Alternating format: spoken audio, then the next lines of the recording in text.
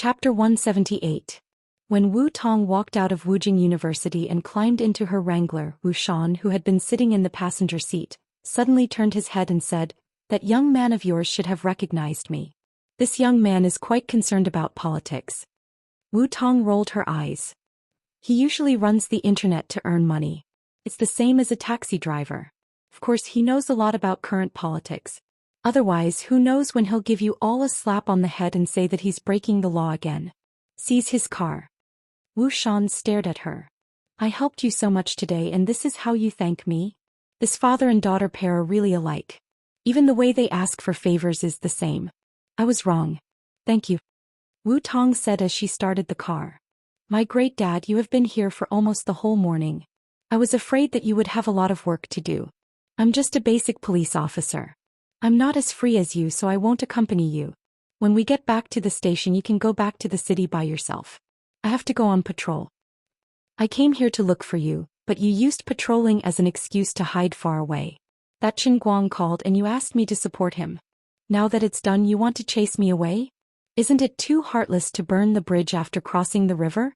I'm your father." Wu Xian was depressed. "You're not really interested in that kid, are you?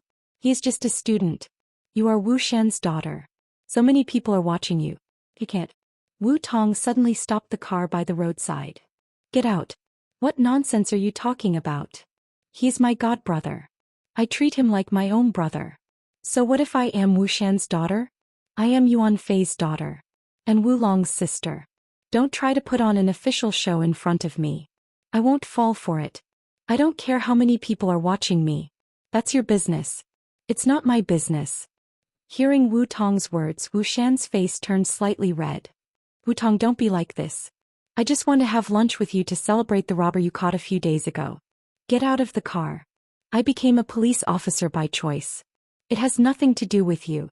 Stop interfering with my work and don't even try to interfere with my feelings. I can do whatever I want. I didn't want to mention my mother and brother, but you just had to remind me. Do you think Wu Xian's family has to be like this? If I had a choice, I would rather reincarnate into an ordinary family like Qin Guang's." Wu Tong slammed the steering wheel with all her might and roared hysterically. Wu Xian was silent. He turned his face to the other side and looked at the people coming and going outside the window. His eyes were slightly red. He took a deep breath, took out a small box from his suit pocket and gently placed it next to the handbrake. "It's your birthday in a month. I'm going to the capital for a meeting next week, and then I may go abroad to study for a period of time. I may not be able to come back on your birthday, so I'm giving you your birthday present in advance. It was my fault. I was too nervous." After Wu Xian finished speaking, he opened the car door, turned a corner and silently walked away. Wu Tong pounced on the steering wheel. Her nose twitched violently and she slammed the steering wheel angrily. "Wu Tong, why are you crying? You're an amazing police officer. Mom and brother are watching you from the sky." Qin Guang did not know what Wu Tong and Wu Xian were talking about. He was looking at Rin Yuan and the others in front of him, expressionless. "Qin Guang, we know it's our fault. But please take into account that we're all classmates. We don't ask for much, but we sincerely hope that you can forgive us." Rin Yuan and the others stood in front of Qin Guang with their heads drooped. Qin Guang waved his hand impatiently. "Why are you telling me this? I'm not an official in the school, so I can't do anything to you. Let's all mind our own business from now on and live our own lives. You don't have to ask me to forgive you. I'm not Lu Xuanda, I'm not that magnanimous.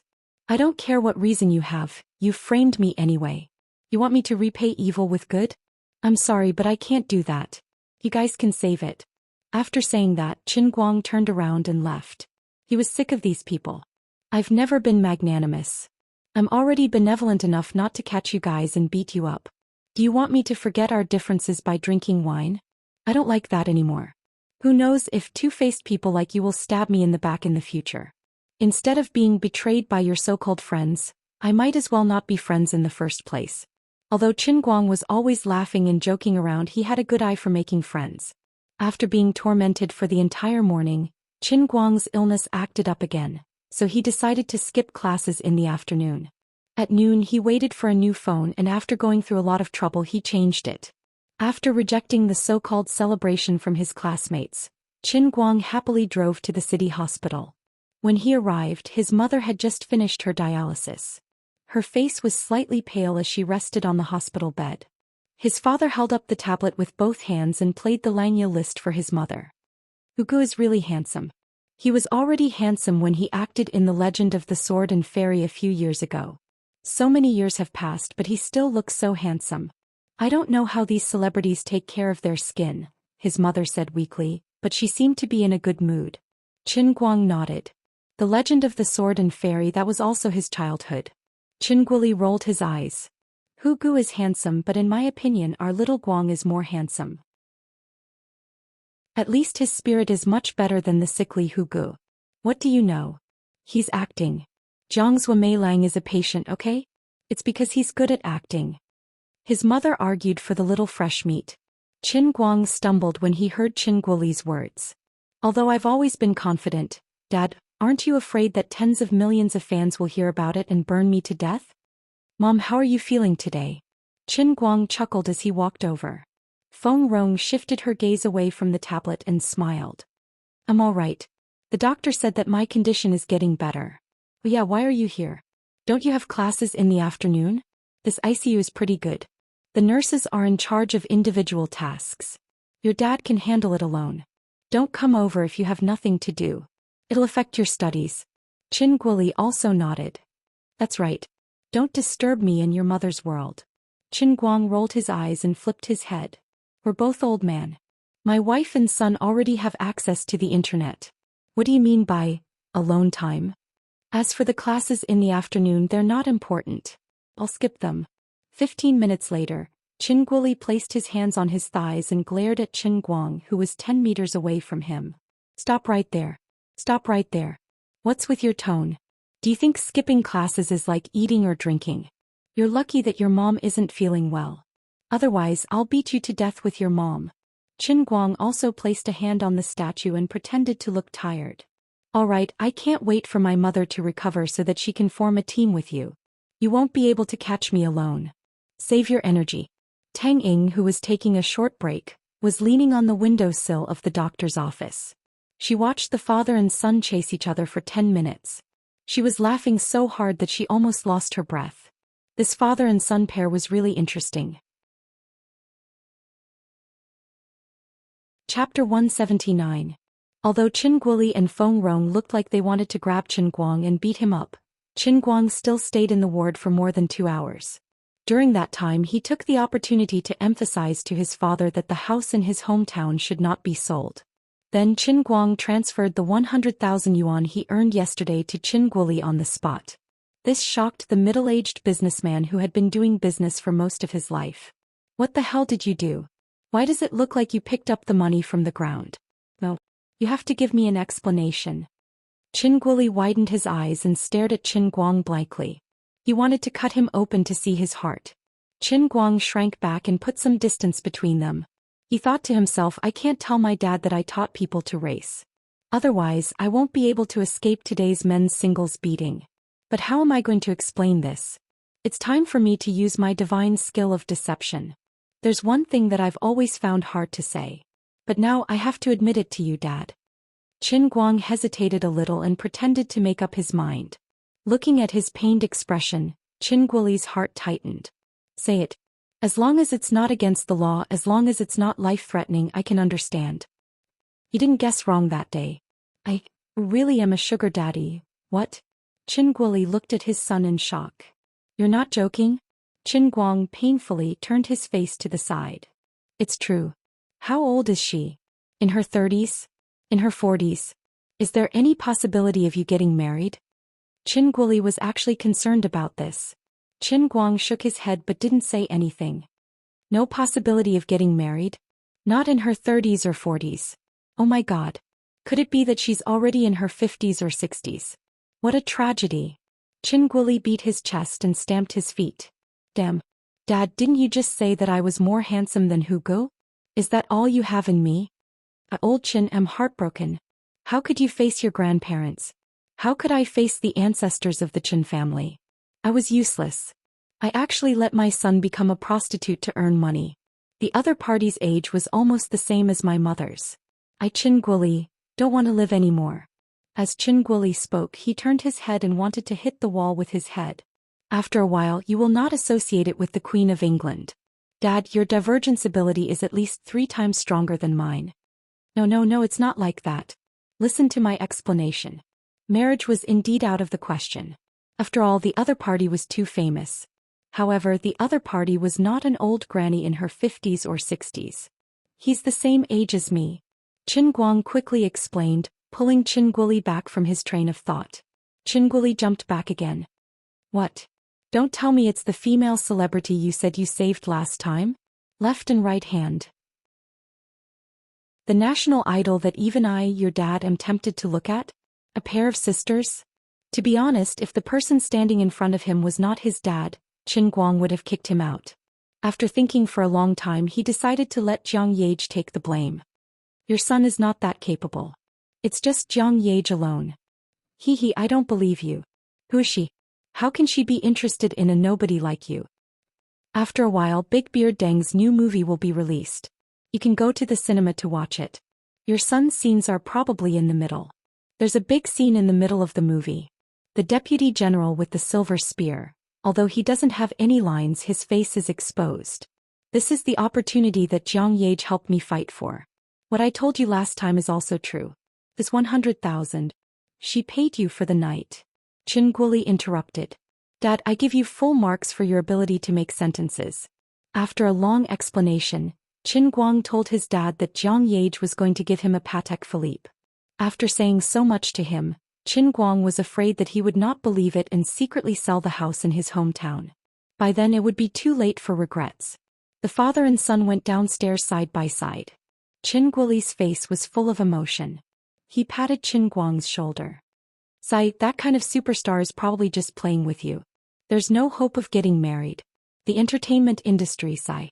Son, it's been hard on you. Anyway, the lie had already been made up. With Jiang Yage as a shield, Qin Guang thought that he would accidentally get money from somewhere and throw it to his dad. There was no need to explain anymore and let him think whatever he wanted. It can't be helped. She's actually quite a good person. I saved their lives and I'm grateful that she thinks highly of me. I'm not in the mood to care about the entertainment industry. I'll just be a monk striking the bell for a day.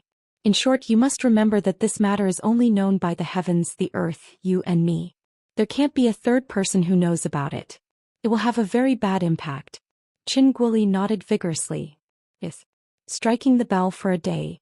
The overnight fee is so high. It must be tiring, right? Why don't we go to the pharmacy at the entrance of the hospital and get a few bottles of Luwei Dihuang pills to nourish our body? Qin Guang, can you tell me more about the two of you? Did you take any safety measures? Did you guard against paparazzi when you booked the room? She looks so pure on the TV. Why is she such a person behind the scenes?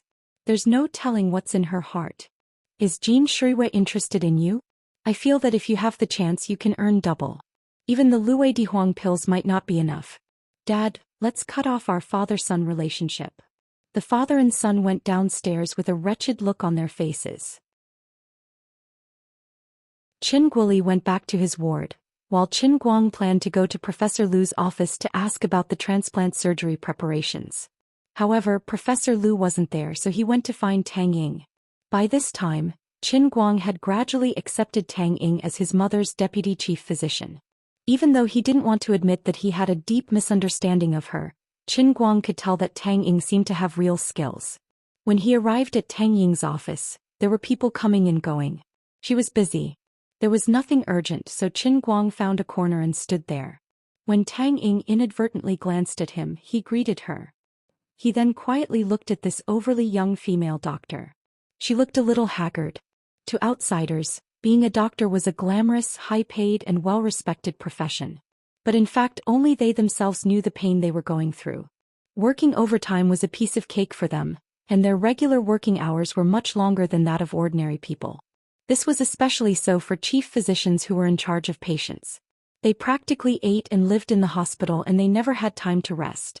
Tang Ying had actually been working for more than 14 hours straight. She only took a short nap in the middle and ate 3 meals.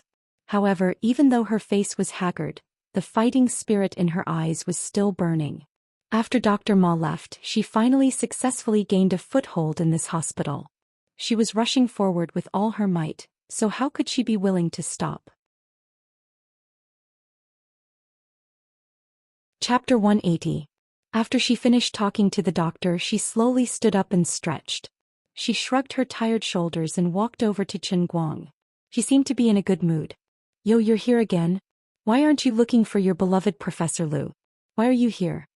Tang Ying knew that Professor Lu wasn't here today, so she deliberately teased Qin Guang.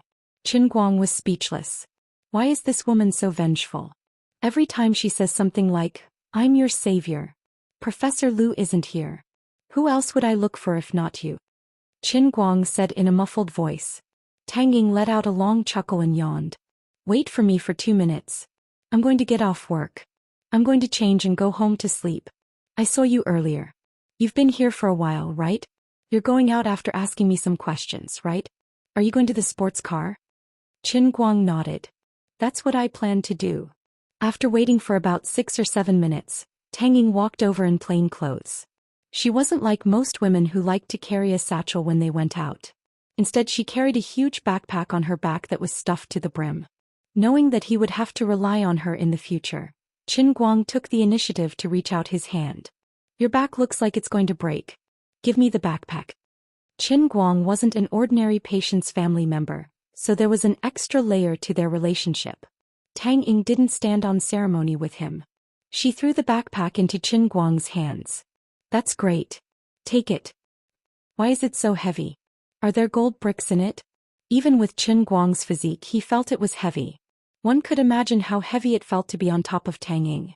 Tang Ying led the way out and said, "There are medical books in there. How can it not be heavy?" Medical books. Can I take a look? Qin Guang's interest was piqued as he wondered if he could learn medicine. Then when Liuli appeared, she would instantly become the strongest doctor in history. However, he also knew that this idea was not very realistic.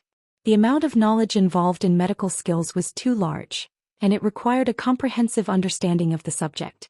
It was not something that could be learned just by reading books. It required an extremely rich clinical experience, and it was probably not something that the spirit heaven realm in a cup could handle. Tang Ying, on the other hand, rolled her eyes at him in disdain. It's all in English. Do you think a lousy university student like you can understand it? If you don't believe me, you can try. Qin Guang opened the zipper and took out a medical book that was as thick as an Oxford dictionary. He raised his eyebrows proudly and said, "You're looking down on me." Then as he walked, Qin Guang read out the sentences in the English tome one by one. His pronunciation was perfect and the taste was pure. It was still the original formula and the original taste. Tang Ying had lived in the United States for many years, so she was more knowledgeable. She was shocked by Qin Guang's move, just like Schmidt. "Oh my God. Where did you learn to speak English like this?" Qin Guang chuckled and said, "So, this is to tell you that there's always someone better than you. Don't think that just because you're a doctor from Morance you're so arrogant. It's also because I felt dizzy after reading a few paragraphs that I didn't want to study medicine anymore. Otherwise you wouldn't even have a chance." He was not joking. Learning medicine was not something an ordinary person could do without a bit of talent and patience. "Fine, I'm the one with the long hair. You didn't come all the way here just to show off your English, right? You must want to ask about your mother's transplant, right?" Qin Guang nodded and said, "Yeah, I can't rest easy without surgery. Of course, I want it to be done as soon as possible." By then the two had already walked next to Qin Guang's car. Tang Ying patted him on the shoulder and said, "Don't worry. With such a perfect match and Professor Lu as the chief surgeon, unless the sky falls, nothing big will happen. Of course, this is, after all, a major surgery that will affect your muscles and bones. So, be it your mother or the person who is providing the transplant source, both of them will have to adjust their bodies to the best condition before they can come here. I estimate that it will take around 30 days or so. It's better to be safe." "I'm relieved to hear that. Everything is ready, we just need money. Is that okay?" Tang Ying asked. Qin Guang thought for a while and said, "No problem. Okay, then I'll place the order online. Hurry up and take me home." Tang Ying crawled into Qin Guang's passenger seat and took out her phone. Qin Guang hurriedly stopped her. "Don't. Save it. If someone finds out that you're taking orders in a car, the money you earn won't even be enough to pay the fine. I'll owe you a big favor, I'll take you home." You won't act until you see the rabbit. Last time you sent me home your attitude was terrible, but now you're so gentle and considerate like a nice guy. Men nowadays. Tang Ying didn't want to waste time with him. She put away her phone and teased him. Qin Guang was embarrassed by her words. I'm still a university student, a boy, not a man yet. On the way the two chatted and laughed. Tang Ying told Qin Guang a lot of interesting things about her abroad, and indirectly showed off her achievements abroad. This made Qin Guang believe that this woman really was an amazing medical doctor. Tang Ying watched as Qin Guang took the order in front of her and drove away. She carried a big backpack with both hands and smiled. At this moment she was standing at the place where the two of them had first met. She remembered that Qin Guang said he was still a university student, a boy, and her smile grew bigger.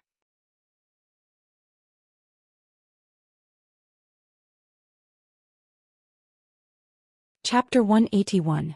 In the class, Qin Guang's tragic reputation of failing 5 times in a row in CT4 was already gone. The time of the CET4 exam, which was almost forgotten by others, was suddenly noticed by everyone because of the unusual existence of Qin Guang. Place your bets, place your bets. Bet on how many points Brother Guang can pass the CE4 exam. Place your bets. Bai Nyangzi, who was good at making money, began to shout as soon as the class was over. Tomorrow was the CET4 and C6 exam that would make all the college students worry, gloat, or weep bitterly. This bets was also a reserved program in the engineering class, and it was the 3rd time so far. The difference was that in the past, everyone bet on how many points Qin Guang would lose, but this time they bet on how many points he would pass the exam. After witnessing his sudden rise last time, no one dared to look down on his English anymore.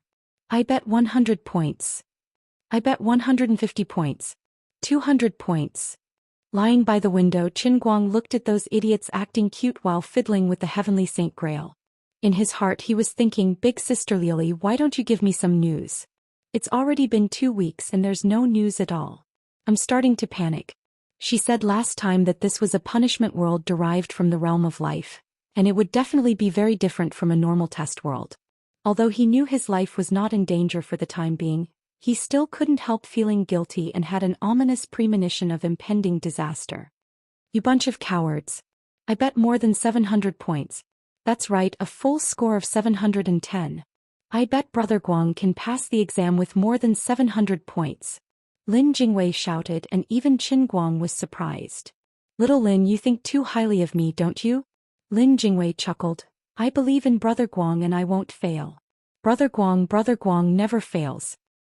Get lost. Qin Guang threw the book in his hand far away and it hit Lin Jingwei's face. Little Chen's flying letter never missed its target. At this critical moment, Qin Guang saw a figure outside the classroom from the corner of his eye. Holy shit. Goddess Wenwen is here. I can't let her see the wager of this bunch of grandsons. Otherwise, all the effort that I've put in to hide until now will be wasted. Immediately, Qin Guang shot up from his seat like a bolt of lightning. He took large strides and instantly rushed in front of Bai Nyangzi's group. The table was already filled with red and green notes. Bai Nyangzi was burying his head in a piece of paper and making notes. Based on the passing score of 425 points, there would be a level every 50 points. Everyone's bets were basically aiming for more than 100 points. Yo, why is it so lively? What are you doing? Wenwen had already barged into the classroom. She often went to look for Qin Guang in the environmental sciences class, so she knew these people well and didn't need to be polite. Gao Ye, who was sitting on the other side, rolled her eyes and poked Sun Xiaoxuan's waist. This witch is here again. Xiaoxuan, you should take the initiative. Your lover will be snatched away by your rival sooner or later. Sun Xiaoxuan's face blushed as she responded, Wenwen might be beautiful but Qin Guang isn't a shallow person. Gao Ye's mouth opened wide. I've heard that beauty is in the eye of the beholder. You're not a beauty but a saint. Don't you see that Teacher Zhou has been finding all kinds of reasons to ask Qin Guang to go to her office? Is there something wrong with this guy? Why does everyone like him? You think Lin Jingwei is pleasing to the eye, but you can't see the good in Qin Guang. How am I pleasing to the eye? I want to beat him to death. Sun Xiaoxuan finally retaliated against Gao Ye. On the other side, seeing Wenwen getting closer and closer, Qin Guang panicked. Bai Nyangzi knew something was wrong when he saw Qin Guang's expression. He suddenly remembered Qin Guang's warning and panicked. Although he didn't know why his brother Guang wanted to hide it from Wenwen, he seemed to really care about it. What should he do now? At this moment of life and death, Bai Nyangzi's wit finally came into play. His eyes widened in anger and he abruptly grabbed the paper filled with his bet records. First he stuffed it into his mouth, then he hugged the money on the table and jumped up. As he chewed on the paper he dashed out of the aisle and ran out of the classroom. I'm done. I'm done. You all bet on the national football team to lose. None of you backed me up. Before Bai Nyangzi's voice fell, he had already rushed past Wenwen like lightning and rushed out of the classroom. The others who had already placed their bets didn't know why Bai Nyangzi was talking about the national football team at this time, but it was an indisputable fact that he was going to swallow the bet and run away with the money. Although they knew he was joking, they still chased after him. Qin Guang was touched. What a good brother. I'll remember this friendship of yours in my notebook. What is Bai Fan doing? Qin Guang answered. They are betting on tomorrow's national football game. Those guys who only want to make money and not lose all bet on losing. I told him to win with 3 goals, but he didn't believe me. Now he can only go back on his word. He deserves it. Oh, by the way, how confident are you in tomorrow's exam? As she said this, Wenwen seemed to subtly puff out her chest. She purposely came here today to remind Qin Guang so that he wouldn't fall asleep in despair. Su Tao nearly forgot to mention that Qin Guang had actually been defeated once in his quintuple 4th order. Last semester he had slept through his CET4 exam. When he woke up it was already 12 in the afternoon.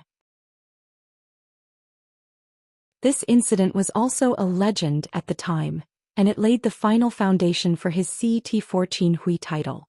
Glancing at Wenwen's perky breasts, Qin Guang secretly swallowed his saliva and patted his chest. Steady. Alright then, remember not to oversleep. After the exam tomorrow afternoon, let's go to the internet cafe together to celebrate your temporary relief. If you oversleep like last time, then we won't go to the internet cafe, Wenwen said and prepared to leave. Qin Guang asked, where are we going? There's a new boxing club in the city and there's a hospital right next to it. I'm interested in taking a look. F***CK. This is a blatant threat. But I can't say anything. Wenwen was about to leave after she finished speaking, but just as she turned around she turned back and pointed at Lin Jingwei and Xiong, who were hiding in the corner of the classroom. She was puzzled. Why are you guys hiding so far away? Xiong scratched his head. We're afraid of being injured by your murderous aura. Coward. Wenwen raised her eyebrows, turned around and walked away. After she left the classroom, Bai Nyangzi was carried back by everyone. They were performing CPR on Bai Nyangzi's stomach. Spit it out. Spit it out. You really swallowed it. You're a beast. There's so much ink on it you can really swallow it. Terrible, really terrible. Lin Jingwei walked to Qin Guang's back quietly and said faintly, I feel like you're hiding something from us. You really want to know? This is a bet between me and Wenwen if she loses. Qin Guang purposely dragged out his words. Before he finished speaking, Lin Jingwei had already dragged Xiong Jingka out. We actually don't want to know. Qin Guang shrugged. Wenwen was right, these people were really cowards. Tomorrow is the exam. My young Miss Wen, just you wait. Big Brother promises to give you a big surprise. I can't control it anymore. I'm going to ignite my strength and fighting spirit. Poor Wenwen, she still didn't know that other than herself, everyone believed that Qin Guang would definitely pass this time.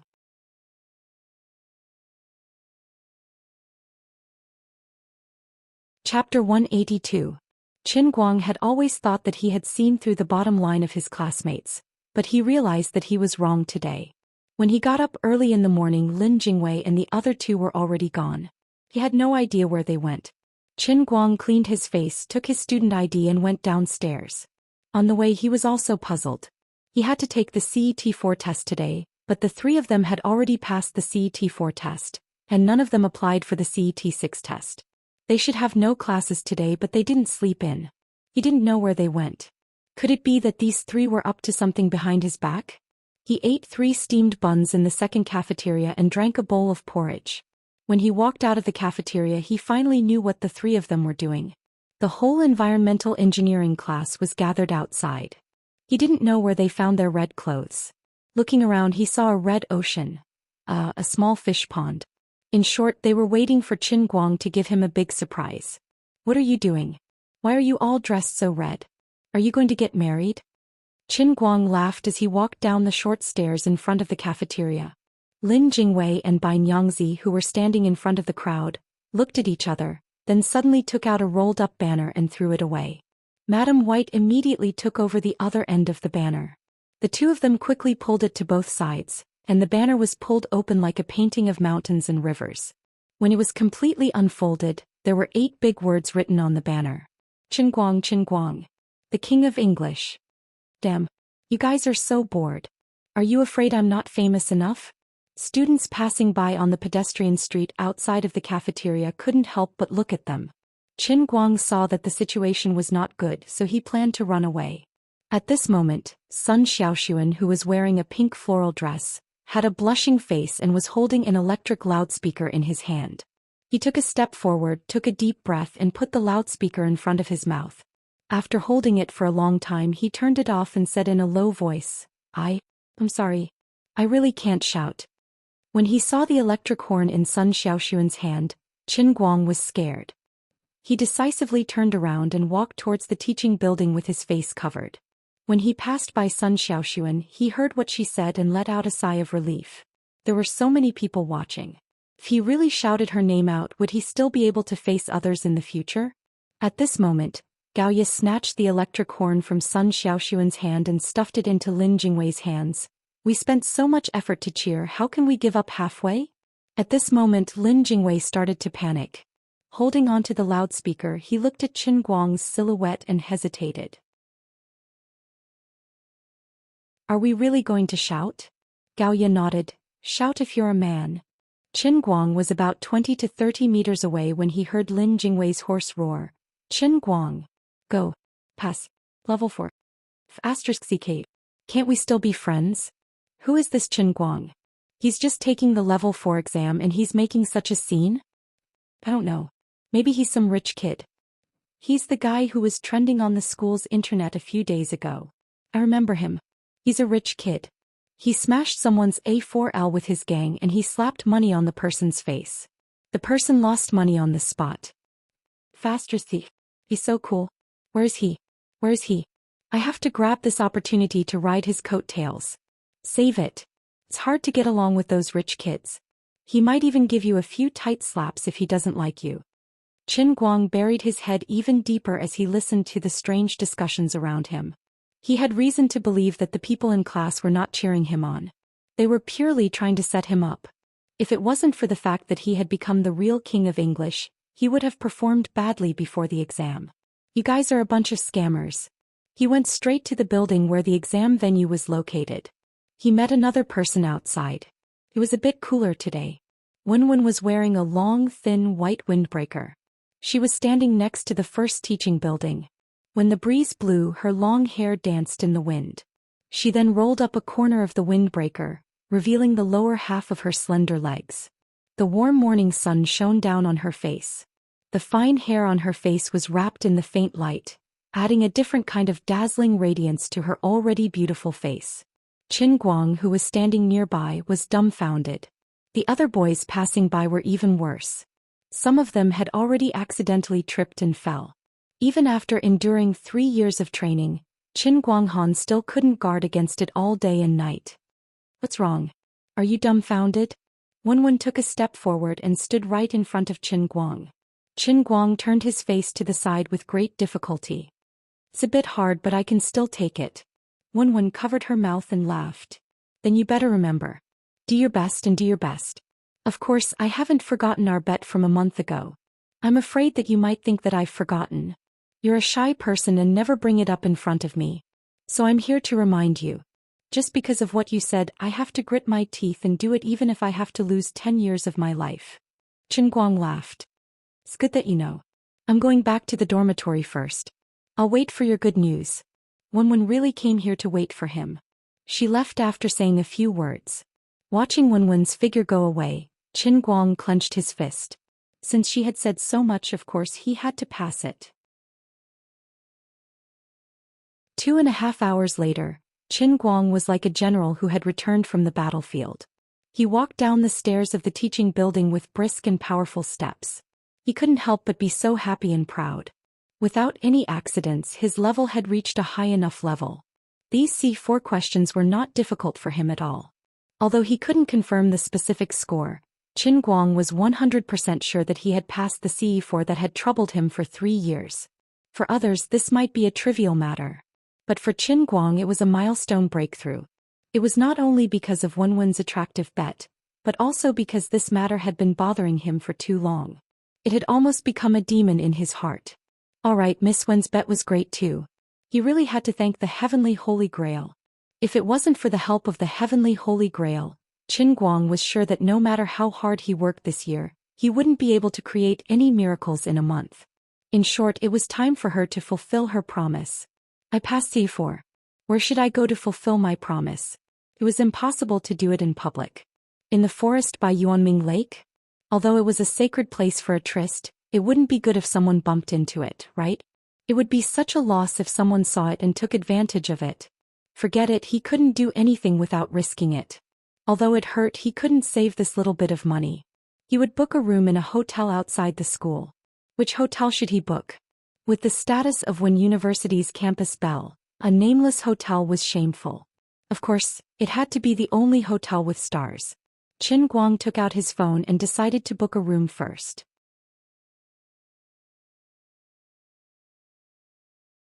Chapter 183.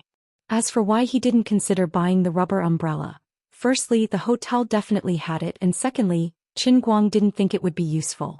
Wen University's campus belle had always been a man of her word. Since she had already said that there would definitely be no more benefits, there was no need to feel regretful. As long as he thought about the fact that he had finally taken the first important step after 20 years of zero breakthroughs, there would be no more regrets. When Qin Guang noticed that an hourly room in the huge Craters Wellington Hotel cost more than 300 yuan, his fingers hesitated for a moment, but he still clicked hard. A worker must sharpen his tools to do a good job. If he wasn't ruthless to himself, how could he be worthy of Wen University's campus belle's generosity? After booking the room, he called Wenwen in a hurry before he even had dinner. What's wrong? Is the exam over? Wenwen sounded a little absent-minded. Qin Guang chuckled. Of course. Where are you? I'm coming to find you. Come straight to the internet cafe, the same place. Hurry up. There are so many people today. There are at least 70 to 80 people trying to take your seat. Luckily, I used second uncle's ID to open a computer, or else you would have lost your seat long ago. No wonder Wenwen's voice sounded absent-minded. It turned out that this big sister had already gone to the internet cafe and was in the middle of a fierce battle. Qin Guang was puzzled. Since you used second uncle's ID to open a computer, why didn't he just sit there and surf the internet? Why did he ask someone to come over and ask you? Wenwen spat at him from a distance. You really know how to think. Second uncle is already so old. I just used his ID and he was so embarrassed that he almost broke a tree. He even let people into the internet cafe to sit? Qin Guang chuckled. He recalled second uncle's expert demeanor. It was a little out of place for such a person to sit in the internet cafe. After hanging up, he suddenly remembered that he had forgotten to tell her about the bet. He was so regretful that he stomped his feet. However, on second thought, she was there and she wouldn't fly away.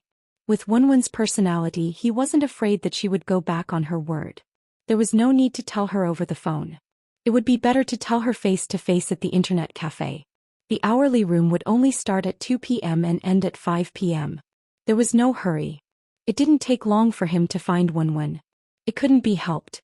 Whenever she came alone, she would always be surrounded by a lot of enthusiastic people. Usually, these enthusiastic fans would point out Wenwen's equipment and maneuvers at the beginning. Even if they weren't Dota players but League of Legends players, they were no exception. However, in the end, these people would shut their mouths one after another, not daring to speak out of turn due to Wenwen's gorgeous and precise manipulation. This was also the reason why she didn't like coming to the internet cafe alone. It was extremely annoying. Excuse me, please excuse me. There were too many people standing in the aisle. Qin Guang couldn't smoothly move over. He could only politely ask the people squeezing in the aisle to make space for him. He didn't expect that the people surrounding him were all young and energetic lads. Everyone was busy watching their goddess maneuvers. It wasn't easy for them to occupy an advantageous position. How could they let a newcomer move away just like that? Bro, don't you understand the principle of first come, first served? You should be aware that you're late. Just wait at the back.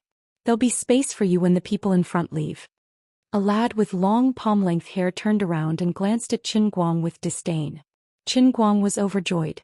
It had been so many days since he beat up Dong Tao. He hadn't fought anyone for a long time. His peerless skills were probably rusting and degenerating. Thank you for acting cool in front of me. This internet cafe is Wenwen and I'm blessed. If we go back and forth here a few more times, there'll be a continuous stream of lads coming to us to practice. If we persist for 8 to 10 years, we'll definitely achieve the peerless skills that tens of thousands of people admire. Let's go outside and talk about life. Qin Guang said excitedly. Hey, you guys have nothing better to do. Why are you squeezing behind me? I already said that I'm waiting for someone. Now that my friend is here, you guys are blocking my way. Are you trying to fight with a lady like me? At this time, Wenwen finally ended the exciting game. She threw away her mouse and turned to look at Qin Guang with a straight face. Qin Guang was sad. Damn it. He was noticed by this T-Rex. His hard-earned practice opportunity was going to go to waste again. Yo, the girl's temper's pretty bad. I'm not going to let you go. So what? The long-haired youth didn't disappoint Qin Guang. He continued to speak with a raised eyebrow. While speaking, he also winked at the people around him. These people jumped up and down with him. It turned out that there was a group of people here. No wonder he had the guts to be so arrogant. Qin Guang laughed. I've seen a lot of people like you. Now the grass on their graves is almost 2 meters tall. Your joke isn't funny. The long-haired youth kept a straight face. He felt that he was very cool. I think this joke is pretty good. What do you guys think? Wenwen, who was sitting in the booth, spoke again. This time she had something in her hand. It was a can of Coke that she had just finished drinking. As she spoke, crunching sounds could be heard from the Coke can in her hand. Under everyone's eyes, the aluminum alloy Coke can was easily squashed flat by her fair hands and then twisted into a small metal ball with her fingers.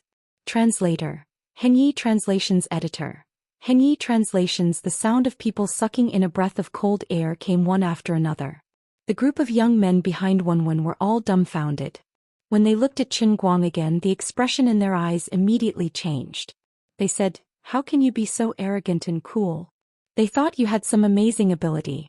After a long time, it turned out that this delicate beauty was the real Thai. Brother, your skill of pretending to be a pig to eat a tiger, we admire it. Run. In less than 10 seconds, the crowd behind Wenwen scattered like birds and beasts. Qin Guang sat down next to her. Before he could say anything, Wenwen urged, "Hurry up, I just finished a round and my hands are still warm." Originally, Qin Guang had wanted to directly bring up the matter of the bet, but seeing her like this, he didn't want to dampen her spirits, so he thought, "Fine, I'll play a few rounds with you first." Today was a little strange. That ID called Jiang Luhua hadn't appeared from start to finish. The two of them hadn't encountered any snipers, so they had won 2 rounds without a hitch. At this moment, Qin Guang wondered if he was sick. When that Jiang Luhua had been jumping around, he had hated him to the core, but now that he had disappeared, his heart felt empty. Unknowingly, it was already 4 o'clock in the afternoon. His stomach had started to growl with hunger, and the most important thing was that the hourly hotel reservation was about to expire. He was finally anxious. Taking advantage of this round, he finally plucked up the courage to say, "Woman, there's something I don't know if I should say." "Go ahead." What about our bet?" As Qin Guang said this, his gaze drifted down to Wenwen's chest. His meaning couldn't be more obvious. Wenwen shrank back. "What nonsense are you thinking about? F***ck. Is he clearly going to renege on his debt? Even if I agree, the heavens won't agree." Qin Guang was having none of it. "You can't renege on your debt, can you?" Wenwen hit his chest. "Who said I'm going to renege on my debt? Am I that kind of person who can't take responsibility? But you can't expect me to fulfill my promise right after the exam, can you? The results haven't come out yet, so no matter how confident you are, you can't say you've already passed." Qin Guang was dumbfounded. "Faster see. Today is June 14th, and we'll have to wait until the results come out on August 20th. There are still 67 days left. All right, it's not like I'm going to fly away." Just wait here obediently. Even if you want to take advantage of me, you have to follow the basic rules, right? We have to follow the rules. Didn't we agree that you'll only be rewarded if you pass the exam? Wenwen said with a grin. Obviously, she had this idea from the start, but she had purposely waited until now to point it out to Qin Guang. Qin Guang covered his face. And his heart was bleeding. The hourly room that cost more than 300 renminbi was booked for nothing. All right. Don't look so sad. Are you really 100% confident? Wenwen asked again when she saw how pitiful he was. Qin Guang nodded. 100%. How about this? Let's find a quiet corner later and I'll let you get 20% of your reward in advance. How about that? Not through my clothes for a minute. Get lost. Just through my clothes. Take it or leave it.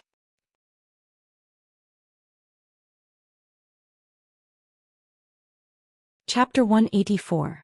The two of them squeezed into the internet cafe's toilet. The narrow space forced the two of them to be extremely close to each other. Thankfully, this internet cafe's toilet was relatively clean, and there was almost no odor. Looking at Wenwen, who had her eyes tightly closed and her coat tightly wrapped around her, Qin Guang's breathing was a little heavy. At such a close distance, even the slightest sound of breathing could be clearly heard by the other party. The thin coat couldn't cover Wenwen's peerless figure. Looking at her from such a close distance, her chest was so tall and straight. Qin Guang slowly raised his right hand and slowly moved towards one of the peaks. The closer he got, the slower his movements became. Bean-sized beads of sweat had already densely covered the tip of his nose, completely betraying his overly nervous mood at the moment. 5 minutes had passed since they squeezed into the toilet, but to Qin Guang, it seemed like a whole year had passed. You're not going to let the two of us stay here for a year, right? Can I still go home for Chinese New Year? Wenwen suddenly opened her eyes and stared at Qin Guang, who was right in front of her as she said so. Qin Guang's hand that hadn't really touched her retracted as if it had been electrocuted. He panted heavily, "Hi sister. I'm about to succeed, don't suddenly scare me." Wenwen angrily stepped on his foot. "I don't know what you're afraid of, I didn't say no. You've already retracted your hand at least 8 times. Can you blame me for this?" Qin Guang put on a long face. "What do you know? Although I've more or less accidentally taken advantage of you in the past, this is the first time in my life that I've had the opportunity to take the initiative to feel it. Can you please understand my nervousness a little? You make it sound like I have a lot of experience being touched by others. This is not the first time in my life. Stop dawdling. I'll give you one last chance. If you waste it again, you can go back to your dorm and pinch your pillow. Hurry up." As Wenwen spoke, she put her hands on Qin Guang's shoulders, straightened her chest and closed her eyes again. Qin Guang took a deep breath. He decided that regardless of whether the sky would collapse in the future, at least at this moment he must throw away that shameful loser's personality. No matter how unreachable this great goddess Wen was, no matter whether the person living in her body was a man or a woman, and no matter how much she might regret it later and beat him up. Right now he had to be a brave and valiant man. Qin Guang charged. He raised his hand fiercely, closed his eyes and pushed his palm forward like a shot put. The distance between his palm and the mountain continued to shrink. This 5 fingers peak of the devil's palm, with resolute courage, crossed time and space, broke through the barrier of fate fiercely and without regret, and blasted on Maiden's Mountain. They collided. At this moment, Qin Guang finally understood why men's desire to pursue women was so deep-rooted since ancient times. Even if it was just a simple touch, as long as it was done deliberately, that touch, which was filled with the terrifying impact of the creation of heaven and earth and the birth of chaos, was like thousands of lightning bolts starting from his heel and fiercely shot up. A whirlpool-like numbness rushed up from the soles of his feet, passed through his whole body like lightning and went straight to his head. So, this was the feeling of pinching this maiden's peak. It was really incredible. This is a historical moment. From now on, I, Qin Guang, will finally break free from the shackles, and become a brave man without hesitation. I've taken such a solid step, just like humans stepping on the moon for the first time. But it's strange why in such an epic moment I feel so good that my stomach hurts a little. When he opened his eyes, he saw Wenwen's fist on his stomach. Didn't you find out that my abdominal muscles could have such a strong ability to change shape? **Siga, I got beaten up, I knew it would be like this. Ouch. Dragging out a long tremble, Qin Guang clutched his stomach in pain and squatted down on the ground. Wenwen's face was full of apology and hurriedly supported Qin Guang. I'm sorry, I really didn't mean it. I also don't know what happened when you really touched it. I couldn't control my hand for a moment, and when I came back to my senses, it had already hit your stomach. Stop talking, quickly call 120, I can still be saved. Qin Guang roughly understood the meaning of dying under a peony flower, and becoming a ghost was also a romantic principle. Poor him, he only touched the peony flower from afar and was poked all over his body. Today's encounter reminded him of the same painful punch from many years ago. It was still that familiar smell, the same location, the same injury. After experiencing the slaughter in the Sea of Time, he was clearly no longer the same as before, but lying on the bed, his stomach still felt waves of cramping pain. He remembered the doctor's sigh from before. Oh my, this is really bad, did you get hit by a car? Luckily you're strong enough, otherwise you'd be lying in bed for a few days. Sigh, I really have to thank God for being able to live until today. Wenwen was currently sitting by the bed with an apologetic face, rubbing her hands in shame. Don't look at me with such a wronged face, I really didn't mean it. You have inner strength like second uncle, don't try to lie to me. Second uncle spilled the beans last time. I wanted to learn from him, but he refused to teach me. Qin Guang felt that this matter must be brought up. Otherwise, if this situation continues when the results of the 4th level come out, if she really didn't want him to kiss her through her clothes, she would definitely punch his forehead, and then he would really die under a peony flower. Wenwen nodded helplessly. This is inner strength.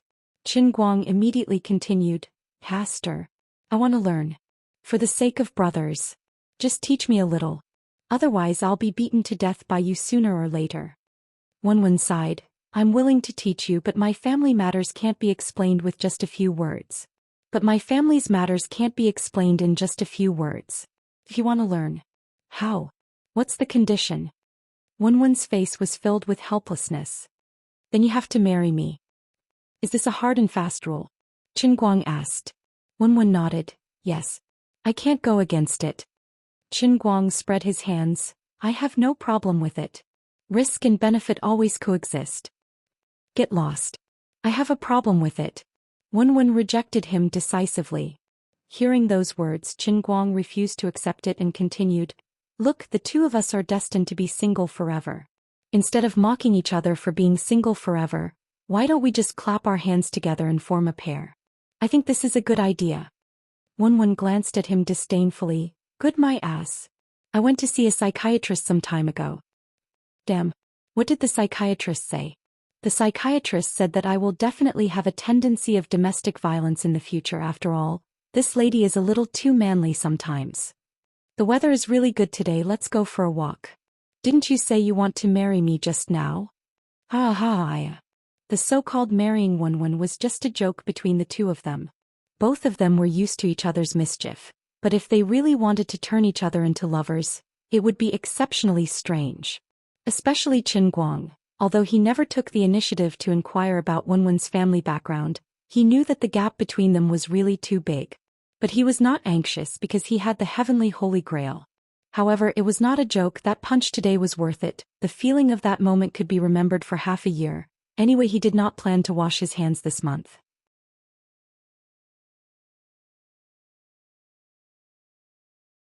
Chapter 185. In the next few days, the two of them didn't have much time to play games. After passing the CET4 exam as a university student, the next thing they had to face was the final exam that the straight-A students were looking forward to and the straight-A students were terrified of. Qin Guang didn't go to the sports car anymore. He only went to the city hospital every 1 or 2 days and spent most of the rest of his time cramming for the final exam. As a senior straight-A student, he had a lot of experience in last-minute training. In less than a week, relying on his skillful experience, he passed 3 tests in a row and solved the exams of 3 compulsory courses. Thank God he would have more than a week of rest, and the next exam would be on June 27th. Although he had the fate of a protagonist with a magical artifact, he still had to be hung up and punished by his father if he failed. Old Master Qin Guang was also panicking in his heart. These days he didn't even have the mood to ambush the heavenly Holy Grail's world in the cup. Anyway, there was still no movement from the heavenly Holy Grail, so he couldn't defend against it. If it weren't for Liuli's fairy-like face that would still occasionally appear in his dreams at night, Qin Guang would almost think that his heavenly holy grail was really an ordinary cup. Today he woke up abnormally early because he couldn't contain his excitement. After waiting for a long time, the two celebrities on his left and right hand were finally coming back from abroad. Their plane would arrive at Wujing Airport at about noon. In order to come to Wujing City, the two of them seemed to have really given themselves a long vacation. The two women who lived under the spotlight all year round played a big trick on the outside media. They made people think that they were still in the United States, but they had quietly boarded the plane back to China. The only people who knew that the two women were returning to China at this time were probably the passengers and flight attendants in the first-class cabin. There was no time for others to find a way to inform the reporters or paparazzi. The two of them made up their minds to look for Qin Guang as soon as they got off the plane, so they didn't arrange for a private car to pick them up. They knew that Qin Guang was online, so they directly asked Qin Guang to pick them up at the airport. Usually when a certain celebrity left the airport on TV, he would be surrounded by all kinds of cameras and paparazzi, as if he had accidentally revealed his whereabouts. He would have to call for a large number of bodyguards to protect him before he could successfully walk out of the airport. In fact, those who knew the ropes all knew that this so-called leaking of their whereabouts was completely intentional. Usually, the purpose of doing this was to cover up the whereabouts of celebrities. A trip like this needed to be done with great fanfare to promote a new film, a new song, or something else. Even if you were a celebrity like Hua Zai, it wouldn't be difficult for you to sneak out and land without anyone noticing. As a top-notch taxi driver, Qin Guang took a refreshing cold shower early in the morning. Then he deliberately changed into a summer outfit that he thought was the best. It was a Hawaiian-style floral shirt and loose and handsome Hawaiian pants. He grabbed the styling gel that Lin Jingwei had been spraying on his head recently and sprayed it all over his head as if it was free. Then he combed his hair into a handsome windmill hairstyle. Master Guang decided to use his best condition to welcome the Patek Philippe. Oh no, the two friends who could save his mother's life. Just as he was about to go out, Bai Nyangzi walked out of the dormitory in slippers with narrowed eyes. He saw Qin Guang in the living room looking at the mirror and showing off his good looks as usual before going out. He complained, "Brother Guang, are you going on a blind date?" Qin Guang rolled his eyes at him in disdain. "What do you know? I'm going to earn big money. Are you really a gigolo? With this hairstyle, Lin Jingwei's gel has almost been sprayed dry by you. There was still a third of it left when I secretly used it yesterday." As Bai Nyangzi complained on behalf of Lin Jingwei, he maliciously attacked Qin Guang's head with lightning speed, intending to destroy the hairstyle that he had painstakingly managed to do. Then the naive young man Bai Nyangzi let out a blood-curdling scream, while Qin Guang flashed an expression that said, "You deserve it," and swaggered off. Bai Nyangzi looked at his heavily injured right hand, wanting to cry but having no tears. Damn it! How hard did this grandson's hair get? It's bleeding from all the poking. There must be a hedgehog on his head. After throwing the bag into the car and placing the heavenly holy grail on the cup holder, Qin Guang whistled and went out the door. In the bag in the front passenger seat, there was a knitted scarf that he only used in winter and a pair of sunglasses that he had originally planned to buy to show off, but he had only worn it once. Don't ask him why he brought these things. Today he was going to pick up his left and right hand. If he wasn't prepared and someone took a picture of them and posted it on the internet, he would have to be prepared to say goodbye to his peaceful and comfortable life. Things like international flights were always unpredictable. Most of the time it would arrive late to the point where it made people want to die. But occasionally, it would arrive an hour early, making people waiting at the airport to be picked up cry silently. For ordinary people, arriving early might be a good thing, but considering the special circumstances of his left and right hand, it would most likely turn into a terrible disaster if they were to stay at the airport for an hour. That was why Qin Guang left so early today. Halfway through the car he hesitated for a long time and decided to do something. For his left and right hand, giving a Patek Philippe watch might be a simple way to express their gratitude. But for Qin Guang the significance of this watch was too great. Regardless of whether the other person cared or not, Qin Guang felt that he should express enough gratitude for the other person's kindness. Therefore he parked the car at a roadside flower shop, spared no effort to buy a large bouquet of white bell-shaped flowers and put it in the trunk. The flower language of the white bell-shaped flowers was gratitude and gratitude. Although he didn't like Jiang Yage, Qin Guang felt that although friendship was beautiful, it also had to be worldly. If someone was nice to you, you couldn't be so thick-skinned and ungrateful and accept it. People should know how to be grateful. He didn't have much money, so he couldn't give anything valuable, but it wasn't too much to give a bunch of flowers with no extra meaning to express his gratitude. Such a simple gift wouldn't cause any misunderstanding, so why not? It took about half an hour to wrap the bouquet, and it was already 10:30 in the morning when he arrived at the airport. Qin Guang parked the car in the parking lot, walked briskly to the exit of the international flight and began the long wait. He was so bored that he bought an entertainment newspaper, which was rare. He returned to the parking lot, leaned against his car door and started reading. The headline of the newspaper was about Big Beard Deng's new movie that was about to finish filming. As a non-professional best actor, Qin Guang slapped his forehead. Before he saw the newspaper, he didn't even know the name of the movie. He didn't even know the theme and plot of the movie from beginning to end. I'm really sorry for the 180,000 yuan that Big Beard Deng and Zhou gave me. Should I write an article on Dubon later to brag about this movie? Tears Last Days, Qin Guang smiled. Looking at the title of the movie, Big Beard Deng seemed to have a big plan. Sure enough, this was a war epic about a fictional historical environment, depicting two women who played different roles in the chaos of war. One was a valiant heroine, and the other was the only daughter of a loyal minister who lost his country. The whole movie revolved around the two women, one martial and one literary, drawing a picture of turbulent mountains and rivers. It told the story of the ups and downs of a dynasty, the suffering of the people, and also indirectly promoted anti-war ideas. Qin Guang thought of the deputy general he played and laughed. The two characters were so deep, but he was just a brainless, short-tempered, murderous bore. He couldn't help but look forward to it. What would it be like when his classmates or other acquaintances saw his handsome face in the movie theater?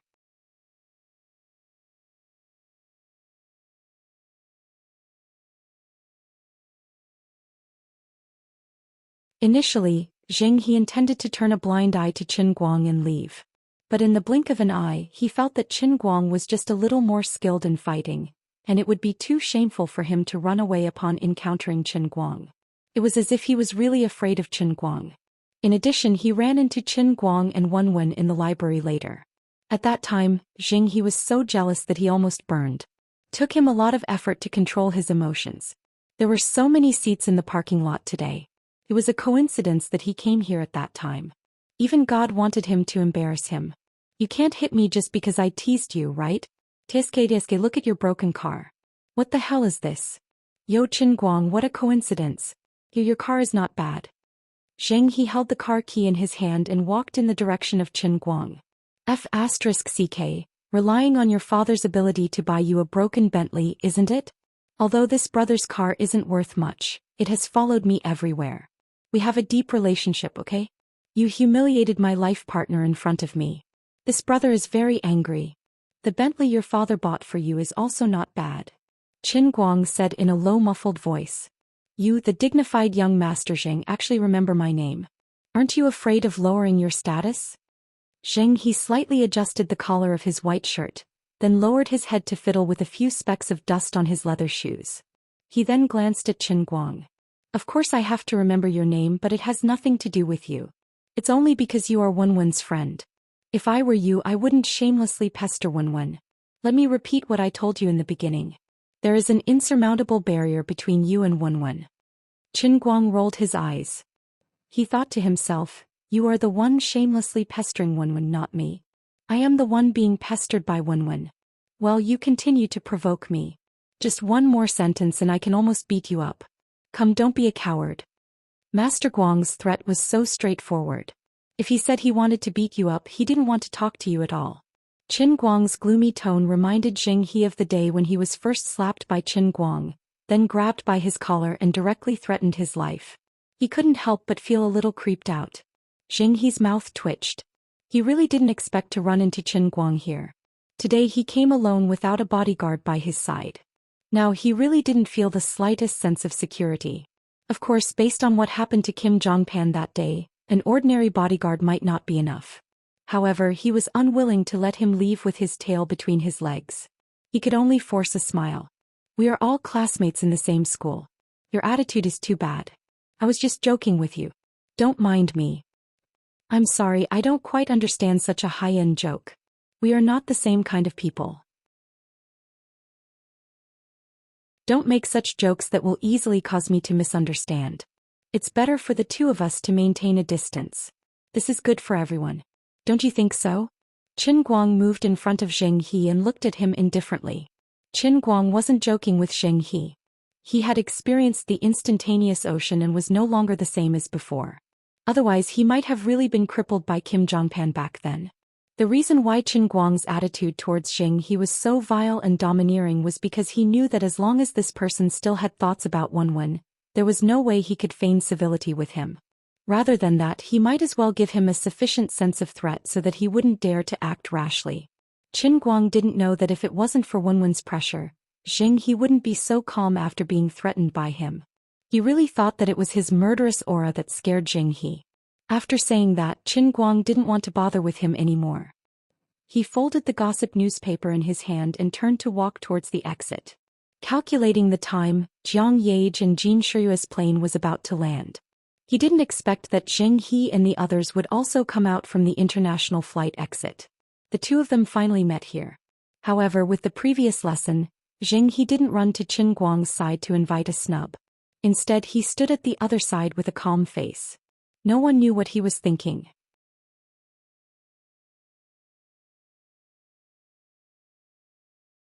Chapter 187. Zheng He knew that Qin Guang usually ran online to earn money. Although he had never used it, he seemed to have heard that some people would increase the price of an online booking in advance when they came back from abroad so that they could get off the plane and leave as soon as possible.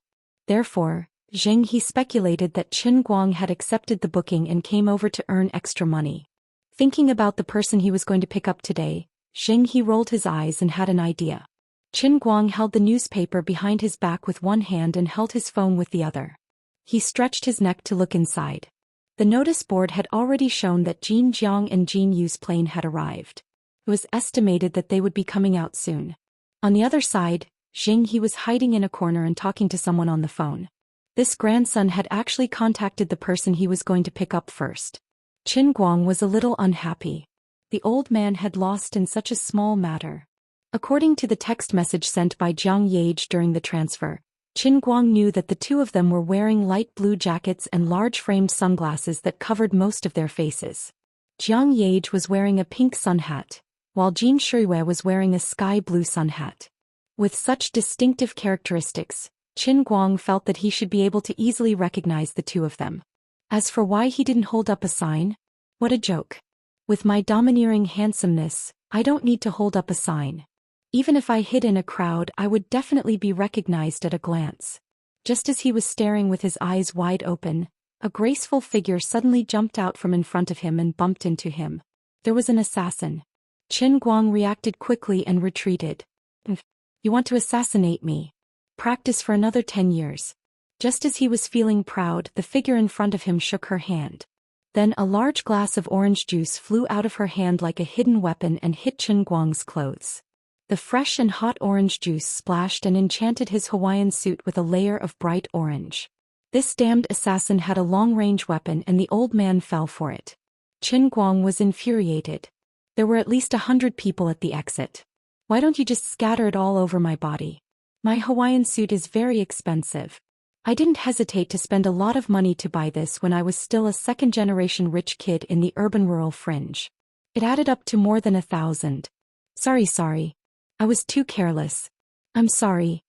Seeing that she was in trouble, the graceful figure first used her hand to lift her sunglasses, then stretched out a pair of slender hands to touch Qin Guang's body, as if she was going to wipe the orange juice off his body. Qin Guang pushed her hand away impatiently. Miss, please be more dignified. I'm not familiar with you.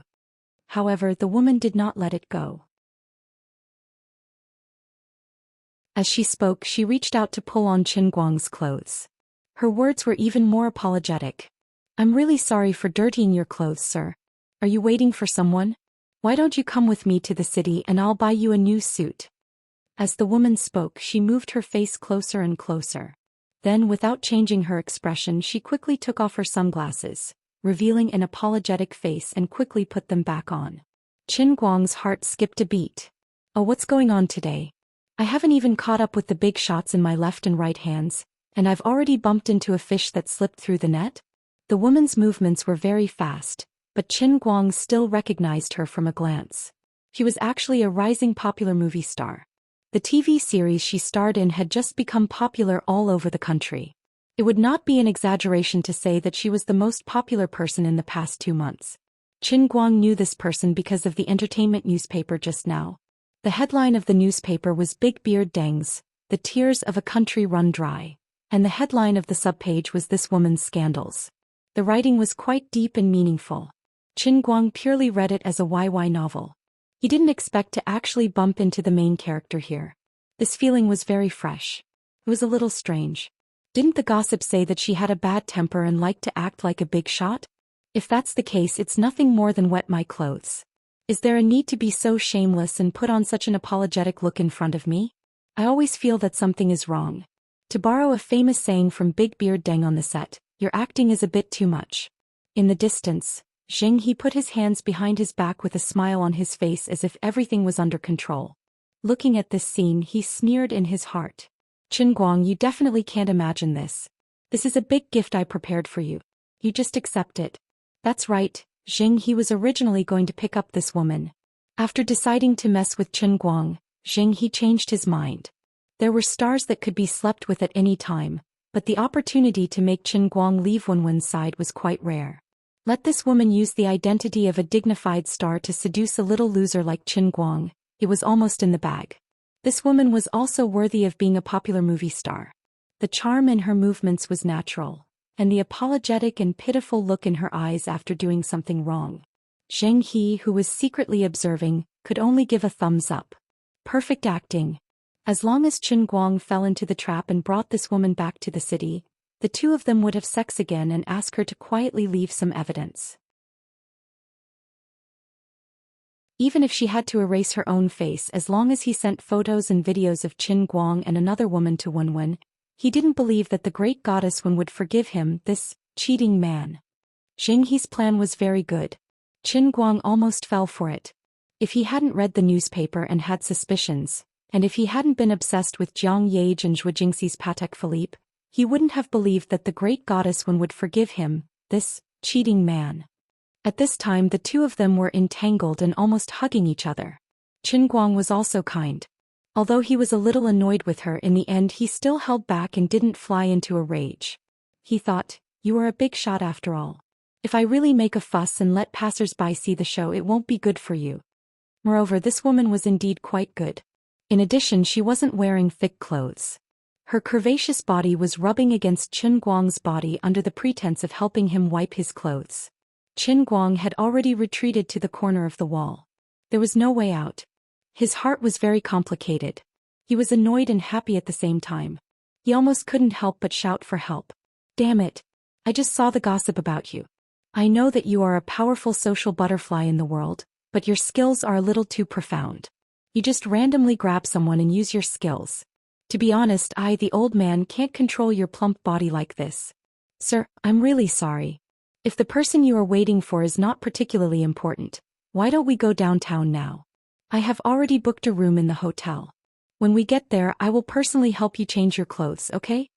The woman put her mouth close to Qin Guang's ear and gently breathed out her warm breath to tease him. Please move aside.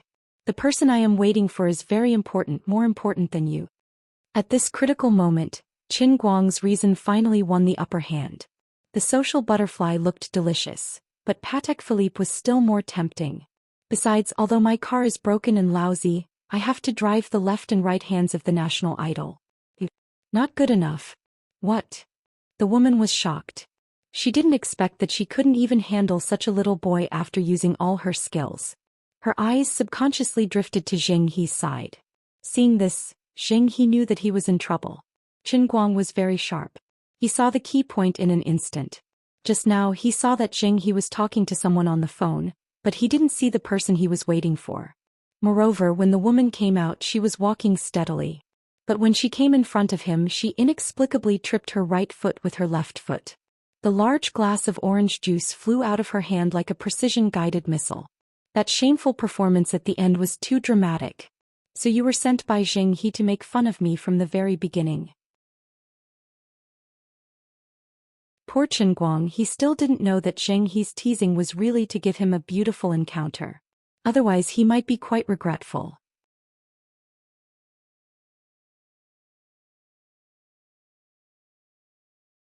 Chapter 188. Are you done with your act? If you're done, get out of the way. Otherwise I'll shout your name out loud. There are so many people here. You'll be in for a treat. A celebrity? I don't think you're any better than a prostitute. You flew all the way to Wujing to deliver a package to Zheng He, didn't you? Since they're Zheng He's people, then they're enemies. Hence, Qin Guang wasn't polite with his words. The female celebrity looked a little embarrassed, but she quickly composed herself and walked toward Zheng He. Zheng He sighed. He knew he was exposed. He glared at the female celebrity when she walked over but did not say anything. Holding onto a damp newspaper, Qin Guang walked in the direction of the two of them. Zheng He thought he was going to hit him, so he took a step back. Qin Guang, don't do anything stupid. In front of so many people. Qin Guang waved his hand impatiently. Fine, fine. I know you're a coward. You don't have to say it again. As he said that, Qin Guang flipped to the page with the female celebrity gossip. He chuckled and said, Young Master Zheng, you have a good appetite. Let me help you count how many people there are. 1, 2, 3, 4, 5, 6, 7, 8, 9, 9. I'm impressed. Qin Guang was furious when he thought about how this bastard looked down on him and how he had sent such a piece of trash to seduce him. He almost fell for it. If he did not come over to discuss this bastard, he would feel suffocated. Zheng He blushed. The female celebrity was also a little embarrassed. Although the gossip in the newspaper was mostly false, she was not clean herself. If it had been someone else, she would have been furious if she had been slapped in the face with this kind of gossip. Unfortunately, when this person came over just now, even Zheng He, the son of the chairman of New Radiance Entertainment, showed his fear. How could the female star dare to treat Qin Guang as a loser anymore? She only thought that this person was Zheng He's sworn enemy. When she thought about how she was actually involved in the fight between the two young masters, she was so nervous that cold air came out from the soles of her feet. Zheng He was embarrassed and felt that he had lost face again. He gritted his teeth and thought, damn it, I don't believe that this brat would dare to attack me in public. I promised my father that I wouldn't take the initiative to provoke him, but I didn't say that I can't resist him if he wants to ride on my head, right? Qin Guang. Don't be so harsh with your words. There wasn't a single woman in the entertainment industry who was completely clean. You're saying the grapes are sour when you can't eat them. Zheng He said through gritted teeth. It was undeniable that what he said made sense. The so-called dirty and clean were all relative. To a man, being able to obtain a woman with a certain level of fame was something that gave him a sense of achievement. It didn't matter what other past she had. Qin Guang wanted to be stubborn and say that he wouldn't be interested in a woman like her even if she sent herself to his bed. But he actually looked like he was enjoying himself just now. He couldn't bring himself to say that. Yo, Jing family's young master, why do your words sound so harsh? Why don't you repeat it for me? At this moment, a sweet voice came from behind Qin Guang. It turned out that Jiang Yage and Jin Shuiwei had come out. They were standing behind Qin Guang with their arms crossed. They were indeed in the attire that they had described to Qin Guang. They were two guards in blue, one on the left and the other on the right. Zheng He was stunned at first and was about to fly into a rage. He looked up at the woman wearing a pink sun hat behind Qin Guang and felt that she was vaguely familiar. Stop staring. I'm Jiang Yage. I'm also a woman in the entertainment industry. Did you just say that I'm not clean? Jiang Yage said fiercely. Zheng He's eyes opened wider and wider. He felt that he had really barged into an evil spirit today. What the F***ck was going on? He was just disgusting Qin Guang. How did Jiang Yage hear it? Wuxia was vast and boundless with a sea of people. How did she hear it? Did she have 8 lifetimes of bad luck? What kind of coincidence was this? As Zheng Yunhao's son, under Zheng Yunhao's guidance, he was fortunate enough to be in the circle of Jin Shuiwei and Jiang Yage. That was why Jiang Yage recognized him. Zheng He also knew the real background of Jin Shuiwei and Jiang Yage. Perhaps it wouldn't matter if most of the other female stars in the entertainment industry heard what he said, but it just had to be these two. This was troublesome. He couldn't care less about losing face in front of Chen Guang. Zheng He lowered his head slightly. I'm sorry. I was just angry in a moment and wanted to say something to let that poor brat Chen Guang know the gap between me and him. I didn't expect the two of you to hear it. It really wasn't my intention. I was just saying it out of anger. It can't be taken seriously. Chen Guang didn't expect that Jiang Yage and Zheng He actually knew each other. Moreover, it seemed that Jiang Yage was a little more assertive. As a gossipy citizen in the past, he had also participated in guessing the real background of his left and right hands. It was only today that he had really glimpsed the tip of the iceberg. The waters of this world are so deep. Fortunately, I'm a good swimmer and won't drown. Dear Guang, he said that you're a poor brat. What should we do? Right at this moment, Jiang Yage suddenly said this behind Chen Guang. Then she gently held onto Chen Guang's arm. Faster, thief. The same words suddenly rang in the hearts of both Zheng He and Chen Guang. However, this feeling was completely different. In just a moment, this simple action of Jiang Yage had turned Chen Guang from a chicken into a phoenix in an instant. He was about to ascend to the heavens. Zheng He was trembling all over. He was all too clear about Chen Guang's real background. He was definitely not the son of some big shot. But what was going on with this guy? It was one thing for Wenwen to favor him. But what was up with Jiang Yage today? She definitely wouldn't lower herself to hold Chen Guang's arm just to embarrass him. It was just a harmless tease, and he had immediately apologized to her face. Her behavior could only mean that these two were really familiar with each other. Moreover, their relationship wasn't ordinary. Chen Guang also started to panic. Big sis, our relationship hasn't reached this stage. I can't take it when you act like you're familiar with us. I've just found out that your background isn't ordinary, but you suddenly did this. God knows if there are 70 to 80,000 of your family's bodyguards pointing their sniper rifles at my head. Tomorrow I'll vanish from the face of the earth? Moreover, what if this grandson Zheng He ran to Wenwen and gossiped about me? What am I afraid of? I'm just good brothers with Wenwen. In short, there were so many people here. I mustn't let the onlookers who were gradually paying attention to this side see through Jin Zhang's identity. I haven't put on my sunglasses and scarf. What if someone takes a picture and posts it on the internet? That's right. Brother Chen Guang Shuiwei is also very angry. At this moment, Jin Shuiwei, who had been standing quietly behind Chen Guang, also did something that exceeded everyone's expectations. Even Jiang Yage was shocked. Jin Shuiwei actually held onto Chen Guang's arm. Being attacked from both sides, Chen Guang's brain crashed. Who can save me? What should I do now? Someone is going to take a picture. My life is going to be ruined. Zheng He was completely speechless. Although Jiang Yage and Jin Shuiwei were both wearing sunglasses and makeup, making it hard for passers-by to recognize them, their action of fighting for a husband was really too scary. Zheng He felt that his worldview was about to collapse.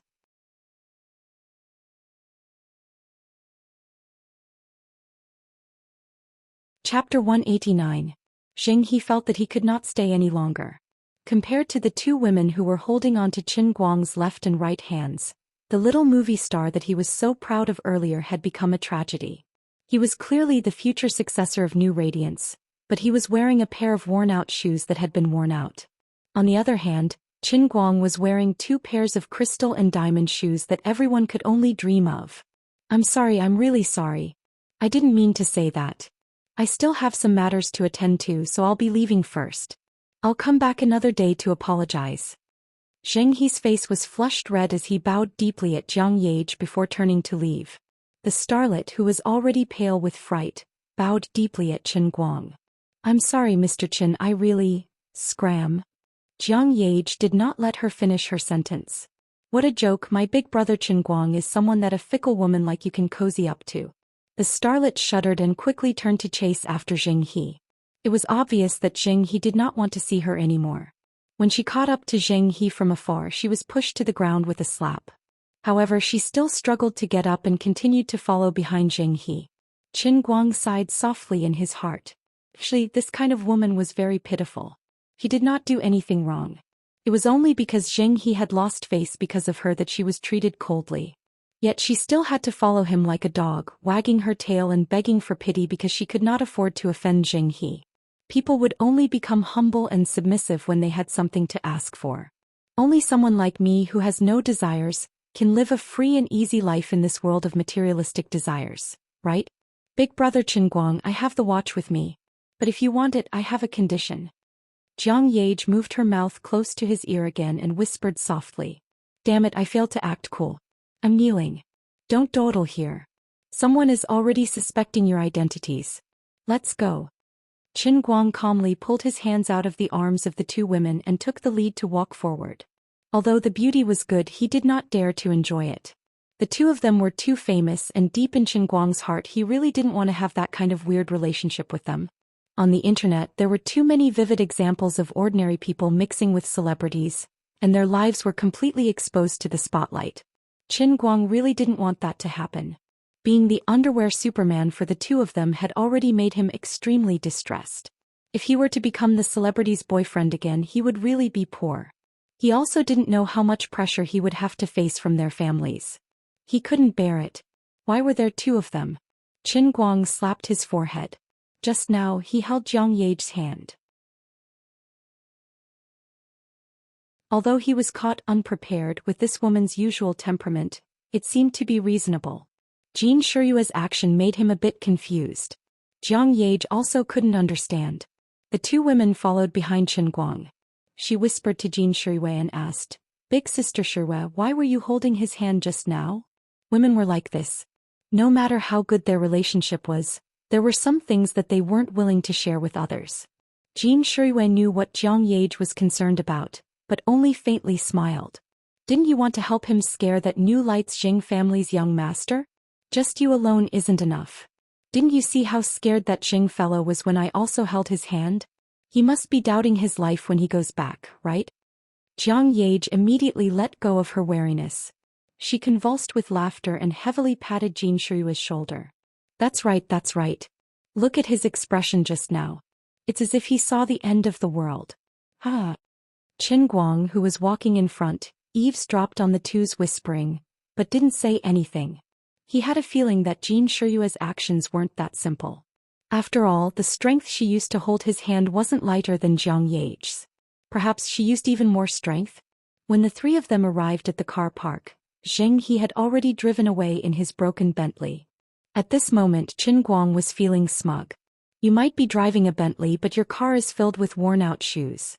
On the other hand, I might be driving a tattered Rena, but my car is more refined than yours. At first, Jiang Yage wanted to sit in the front passenger seat, but Qinguang wouldn't agree no matter what. The glass sticker next to the front passenger seat wasn't very bright.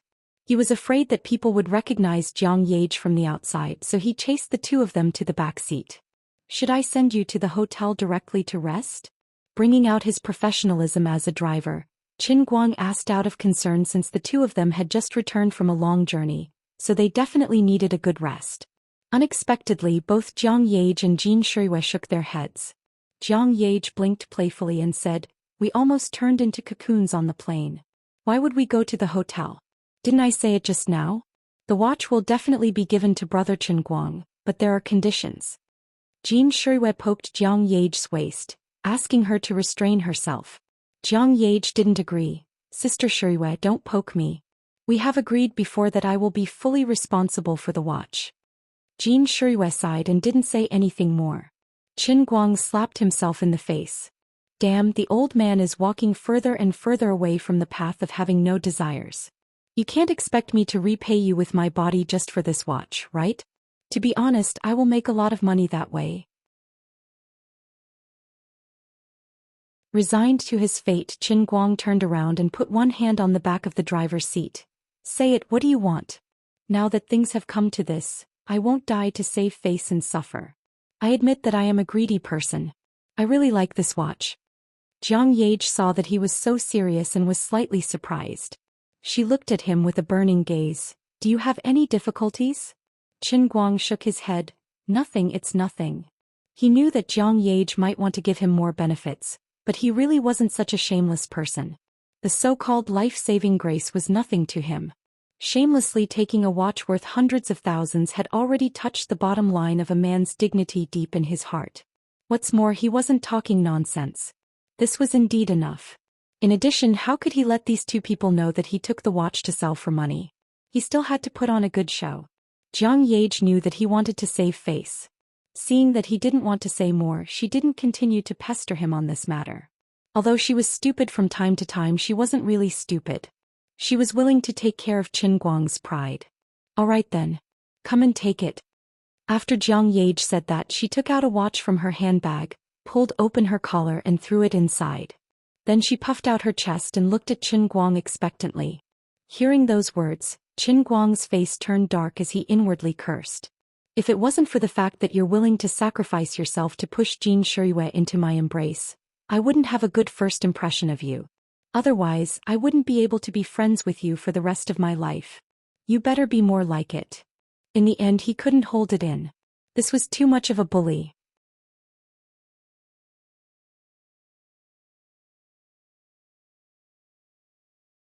Chapter 190. Seeing that Qin Guang was angry, Jin Shiyue poked Jiang Yage with all her might. Jiang Yage blushed. I accidentally got carried away again. How would they know that Qin Guang's angry look was just a facade? In fact, he was also in a dilemma. Should he take the watch or not? He was not sure if Jiang Yage was serious or just teasing him. After all, this woman had too many bad records. He asked himself. From this angle, Jiang Yage's plump breasts were indeed very attractive. Qin Guang had seen Jiang Yage's dance performance on TV more than once. Although Jiang Yage's left and right hand were not famous for their dance music, that was only because the two women's talents were too comprehensive. She had been dancing for a long time, so her figure was far more fit and beautiful than the average person. Her natural perky breasts were even more attractive under her deliberate perky breasts. It was not hard to imagine that the elasticity must be excellent. If I really take it, can I really put my hand into her neckline? But is it possible that she is testing me on purpose? If I really put my hand in, will she and Jin Shiyue look down on me? Damn. It's very possible. You are so vicious, digging such a big hole for me out of nowhere. How can a gentleman like me give in so easily? Qin Guang continued to keep a straight face and activated his sage mode.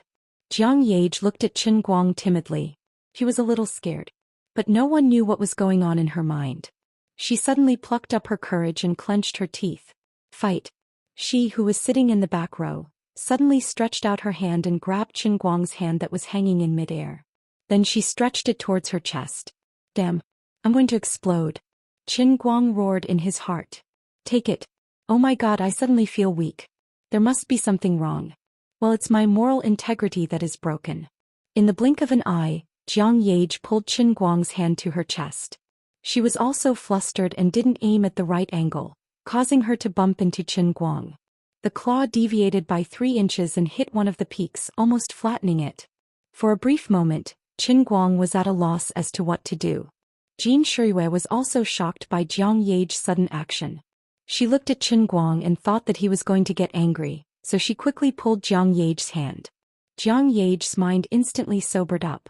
When she looked at Qin Guang's bulging eyes, she was also scared. When she thought of her behavior just now, she felt that she was crazy. She quickly let go of Qin Guang's hand and squeezed out an apologetic expression. She pouted and took out the watch from her chest and handed it to him. Here. I'm sorry. It's rare to see you. I was too happy. I was just joking with you.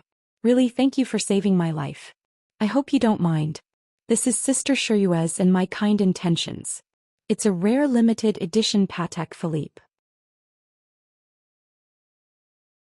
It's not the kind that can be bought online. Patek Philippe finally got his hands on it, but Qin Guang's mood of being stimulated by Jiang Yage just now was gone. Finally, you're here. My Patek Philippe. Jiang Yage's white jade-like fingers gently rested on the watch. The watch mirror made of natural sapphire was so bright and dazzling under the sunlight. The round and steady dial shone with a silver metallic luster. The hands inside and even every scale on the dial looked so perfect and harmonious. It was simply a work of art that excelled the workmanship of nature. The lines on the crocodile skin strap were so fine and neat, so exquisite that people couldn't bear to touch it. Looking at it quietly, Qin Guang tried to control his breathing and heartbeat. He didn't want to appear so worldly, but this watch was really too important. It was so important that he felt that his heartbeat was about to stop just by looking at it. Jin Shuiwei on the side took on the role of the commentator. This watch was brought back from Geneva by a friend of mine a few days ago. It is said that it is one of the most satisfactory works of Patek Philippe's chief master, Bronte Comet. Of course, it is only a property after all. It is not as precious as life. When you saved our lives, someone took a video. We saw you sprinting against time in the water, and we also thought that giving you this watch is the best way to express our gratitude. It's nothing. It's really nothing. Everything is predestined. For me to appear there at that time, it was also fate. It was fate. Even without me, maybe someone else could have done it. Qin Guang said, but his heart was beating faster. He had checked the price of Patek Philippe on the internet. He thought it was at most 5 or 600,000 yuan. But listening to Jiang Yage and Jin Shuiwei, it seemed that 5 or 600,000 yuan was not enough to buy this watch. Although he didn't know Bronte Comet, since he was called the chief, the things he made would not be cheaper than those mass-produced by others. Just like the same brush calligraphy, some people's calligraphy was worth more than 10,000 yuan, while some people's rice paper could only be piled up at home. Well, the more valuable it was, the better. Qin Guang slowly reached out and approached the watch little by little. He even blamed Jiang Yage in his heart. Such a valuable thing, but you put it in your bag casually instead of putting it in a box. What if it was scratched? At this moment, Jiang Yage's fingers accidentally shook, and the Patek Philippe slipped from her fingers and fell to the ground in front of the three people's stunned eyes. I was scared to death. I was scared to death.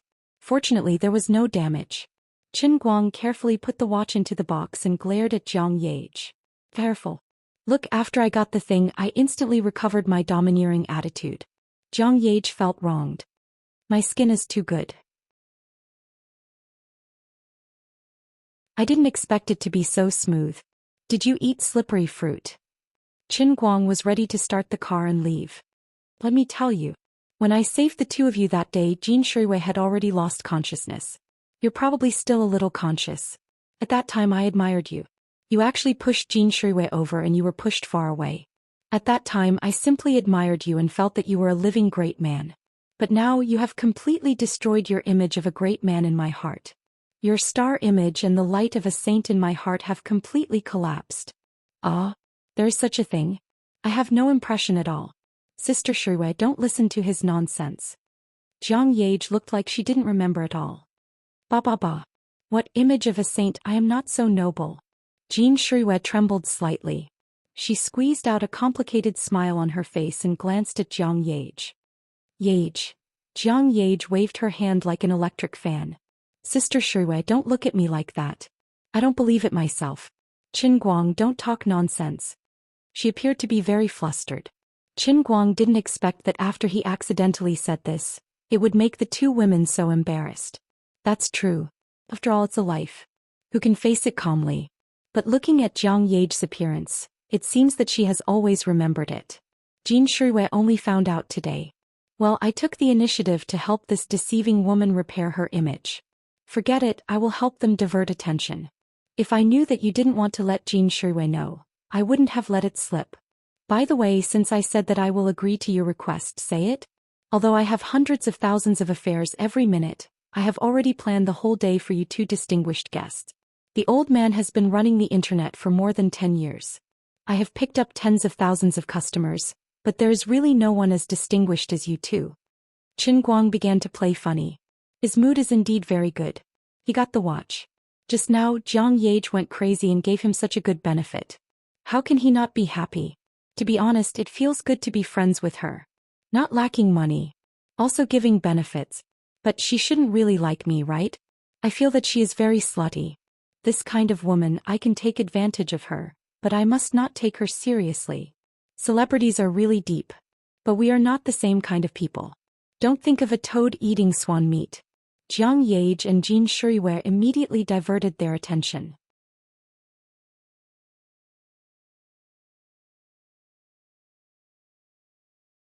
Chapter 191. Then we'll go with the original plan? Jiang Yage's eyes lit up as she asked Jin Shuiwei. Jin Shuiwei was a little absent-minded. She nodded and said, that's it. Take us out to play. It's been a long time since the two of us had a good time playing together. You know how tiring it is to be a celebrity. There's no freedom at all. Jiang Yage leaned against the back of the passenger seat and said to Qin Guang. Qin Guang thought that they were probably going to the private club for coffee. He nodded and said, "Okay. I'll do whatever you want." Jiang Yage was overjoyed. "Then it's a deal. Let's go to Disneyland." Qin Guang's mind was in a daze until the three of them stood nervously under the Ferris wheel.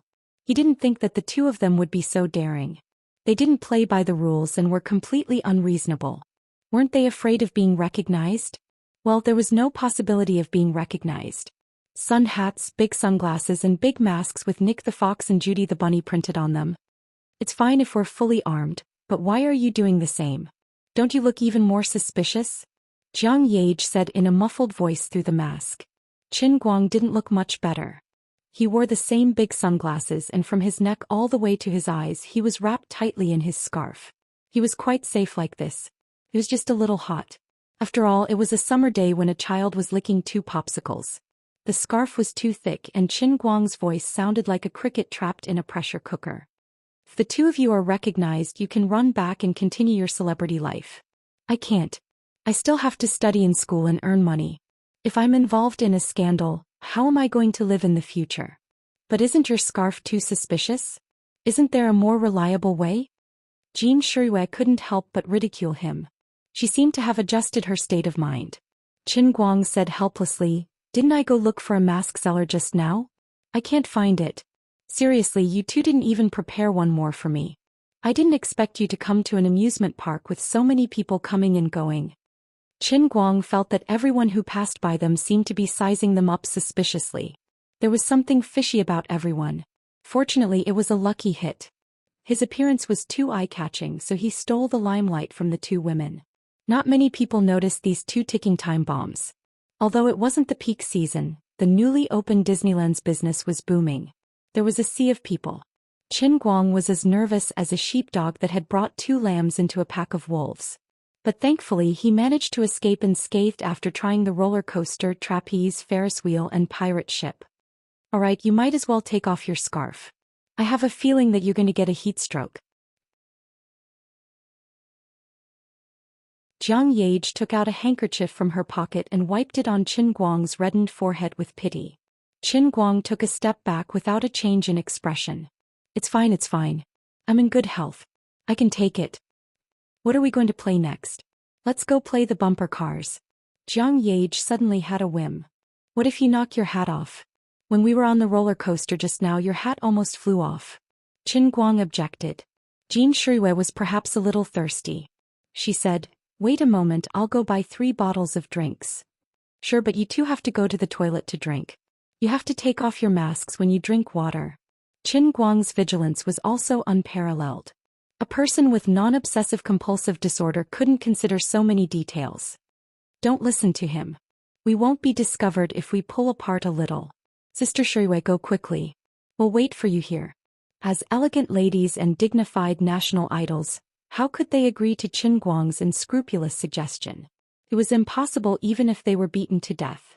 In fact, this kind of thing should have been done by Qin Guang, but Jean Shuiwei seemed to have completely planned to give up the idea of Qin Guang in her heart.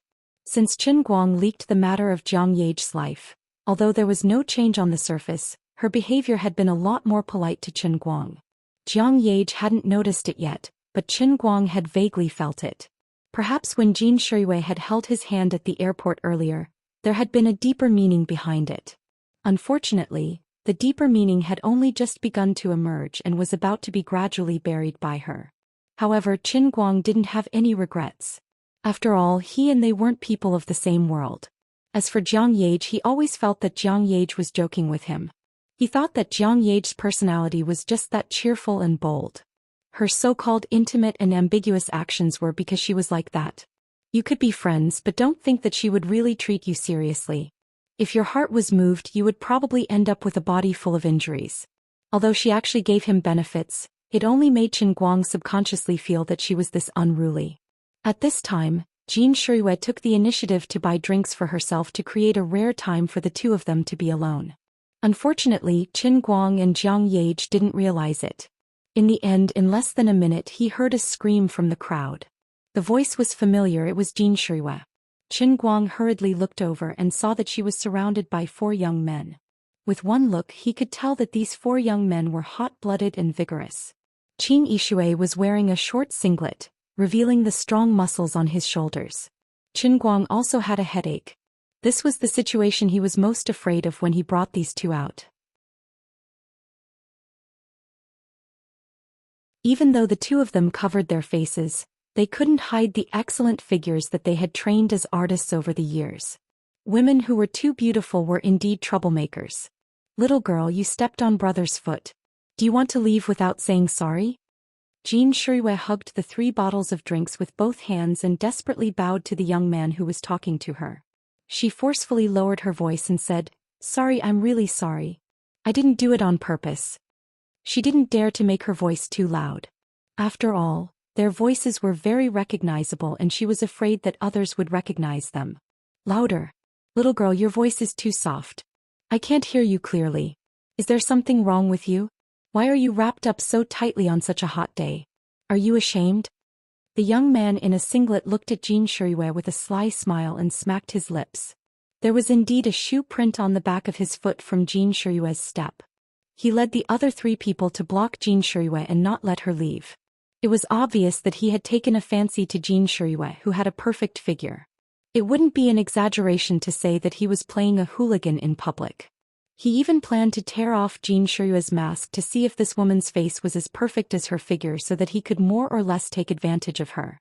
As soon as he finished speaking, he suddenly extended his hand, intending to tear off Xianxia's mask. Xianxia panicked. She wanted to retreat, but there was also a young man in a singlet behind her. She could only let go of the 3 bottles of drinks and try to protect her mask first. Qin Guang broke into a run as he watched.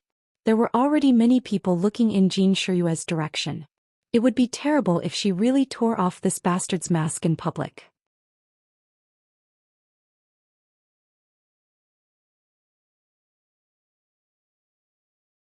Chapter 192. Killing is just a matter of nodding one's head to the ground. Stop. Before he got close, Qin Guang had already shouted at the top of his lungs. The 4 men in tank tops looked towards Qin Guang's direction and saw an even more suspicious scarf-masked man coming towards them. Behind him was a beauty with a mask and sunglasses. Interesting. A man and 2 women sneaking around. What is there to hide from others? Your woman stepped on my foot. How can I, Wan Jiankai, put my face when you tell me to stop? The most arrogant man in tank top was obviously not going to let it go so easily. That's right. Kid, do you know who Brother Jiankai is? He's a seated fighter in our city's martial arts competition. He's a reputable person. Don't you want your woman to apologize? Since Wan Jiankai said his name, the other 3 men didn't hide it anymore. One of them said this and blocked Qin Guang. Since Wan Jiankai was a contestant in some kind of fighting competition, the other 3 should be similar to him. They were also martial artists. Xianxia's heart turned cold. She didn't expect that she accidentally stepped on someone's foot while buying a drink. She didn't expect to provoke someone who learned martial arts. Moreover, the other party's temper was so hard to deal with. What should she do now? Jiang Yage was still a little far away. Hearing this, she frowned and stopped, intending to call someone. F***ck. I don't care if you're Wan Jiankai or a soft-footed shrimp. I'll beat you to death. Qin Guang was furious. Seeing that something big was about to happen, he was burning with anxiety and his temper flared up. Seeing that the other party wasn't going to be kind, he naturally struck first to gain the upper hand. He had to protect Xianxia's mask. He couldn't let her recognize him. His heavy fist, filled with anger, smashed towards the nose of the man in front of him. No one thought that Qin Guang would take the initiative to attack. His sudden attack caught everyone off guard. The heavy fist, with a violent anger, smashed fiercely on the kid's face. With a muffled sound, the man didn't even have the chance to scream or raise his hand to cover his nose. Instead, he fell to the ground. He was knocked out on the spot by Qin Guang's sudden heavy punch. Jiang Yage, who was about to call for help, was dumbfounded. Her phone fell to the ground with a clatter. There was only one thought in her mind. Oh no. Wan Jiankai, who was about to grab Xianxia, was also dumbfounded. The young man who blocked Chen Guang was his junior in the dojo. Although his strength wasn't that great, he had been training in combat for half a year. His body was also very sturdy. His coach said that he had quick reflexes and was a good seedling, but he was knocked down in one move. There was no reason for that. Jin Shuiwei cupped her hands and covered her eyes. She couldn't bear to look in that direction. Her mind was blank. Someone in the crowd next to her had already screamed. Those who saw the whole thing from the beginning to the end were secretly cursing Chen Guang for being too impulsive. Doesn't this young man know how to talk nicely to others? There are 4 of them and they are all so sturdy. Something big is going to happen. He can't do anything about it. Look at the other 4 young men. They don't look like they can talk nicely. He can't do anything about it, right? Why don't we help him call the police? Why do you care so much about other people's business? Let's go, let's go. Many people around had the same thought at this time, but there were also some brave people who couldn't bear to leave and continued to watch the show. Wang Jiankai first glared at Jin Shuiwei fiercely and said, "I'll come back to deal with you later." Although one of his people was down, Wang Jiankai didn't particularly care. After all, the young man was a newcomer. His level was relatively low. Perhaps he was caught off guard by the sudden sneak attack. The other 2 people had already moved in the direction of Chen Guang one after the other. Looking at their companion who had fallen on the ground, his eyes were open, but only the whites of his eyes could be seen. His nose was bleeding and the bridge of his nose was crooked to one side.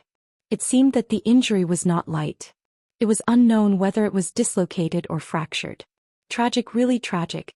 The 2 of them were suddenly furious. They were people who had trained hard in the boxing ring and obtained a lot of results, but they were actually knocked down by this young man's sneak attack. How could they tolerate this? "Brat, do you want to die?" One of them clenched his fist and came in the direction of Chen Guang. He had learned from the previous person's lesson. Although he looked arrogant on the surface, he had secretly concentrated all his energy and planned to teach this sinister villain a lesson. Chen Guang was silent and continued to move forward. He only stopped when he was in front of this person. "Get out of the way." Once he thought of the impact that might be caused if Jin Shuiwei's mask was pulled off, Chen Guang's mood couldn't be good. Moreover, it was clearly these few grandsons who were pestering him. Did they really think that he was made of clay? "Damn, we all thought that we were the most arrogant, but you're almost as arrogant as the heavens." This person first cursed, then angrily threw a punch, aiming directly at Chen Guang's face. Chen Guang suddenly leaned to the side and tilted his head to the side, narrowly avoiding the opponent's punch. Then he slightly bent his waist and clenched his right hand into a fist. Suddenly he punched upwards and hit the opponent's chin. Chen Guang's movements were too fast and the strength of his fist was too strong. Although this person already knew that he was in trouble when Chen Guang dodged, and that his opponent was really an expert, his reaction was a step too late. Chen Guang's punch sent him flying into the air before he fell to the ground. In the end, he couldn't even last a single round. After putting down the second person, Chen Guang didn't stop. He took a step forward with his right foot, and before the second person fell to the ground, he had already swept past him. The third guy in tank top was first shocked and subconsciously took a step back. "What are you afraid of? He can't possibly let all 4 of us be defeated by him alone." Wang Jiankai had already walked up and said fiercely from behind, "Brother Jiankai, he seems to be really strong?" Although this person no longer retreated, he didn't dare to move forward. Wang Jiankai snorted, "How strong can he be? Coward. Get lost." Wang Jiankai said, clenched his fist and stood in front of Chen Guang. Chen Guang tilted his head and looked at Jin Shuiwei, who was blocked behind him. Thank God her Nick Fox mask was still on her face. "This matter was caused by you guys. If you are a little more conscientious and step aside, I won't pursue this matter any further." Chen Guang said with a straight face. "Hehe. Do you think I won't pursue this matter just because you say so? Do you really think you're a big shot just because you have a little bit of skill? Today I will teach you what it means to say that there is always someone better than you." Wang Jiankai was a hot-tempered person, and as a professional fighter he had his own pride. His own people were beaten up in front of his eyes, and he felt that he couldn't be kind. Although the cause of this matter was indeed because he had bad intentions towards Jin Shuiwei, he didn't think that he was in the wrong. As soon as he finished speaking, he took the initiative to attack Chen Guang. He suddenly pounced forward and raised his leg, which was a combination of Muay Thai techniques and a knee strike. His movement was very fast. From the moment he was about to raise his leg to the knee strike in front of Qin Guang, it was only a short moment and it carried a strong and heavy force. At this moment, Qin Guang was truly enraged. Fuck. You want to die? I will fulfill your wish. He suddenly took half a step back, clenched his right hand into a fist, and punched Wang Jiankai's knee meniscus from top to bottom. Qin Guang's fist and Wang Jiankai's knee strike were actually going to meet force with force. A cold smile appeared on Wang Jiankai's face. I have been training in martial arts for at least 5 to 6 years, and this knee strike technique is even more years of hard work. You actually dare to use your fist to attack. Aren't you afraid of breaking your wrist? Just as he was thinking about this, bang. A muffled sound that made people's ears ache rang out, and the fist and knee finally collided fiercely. Then Qin Guang's fist did not bend as he expected, but a sharp pain came from his own knee.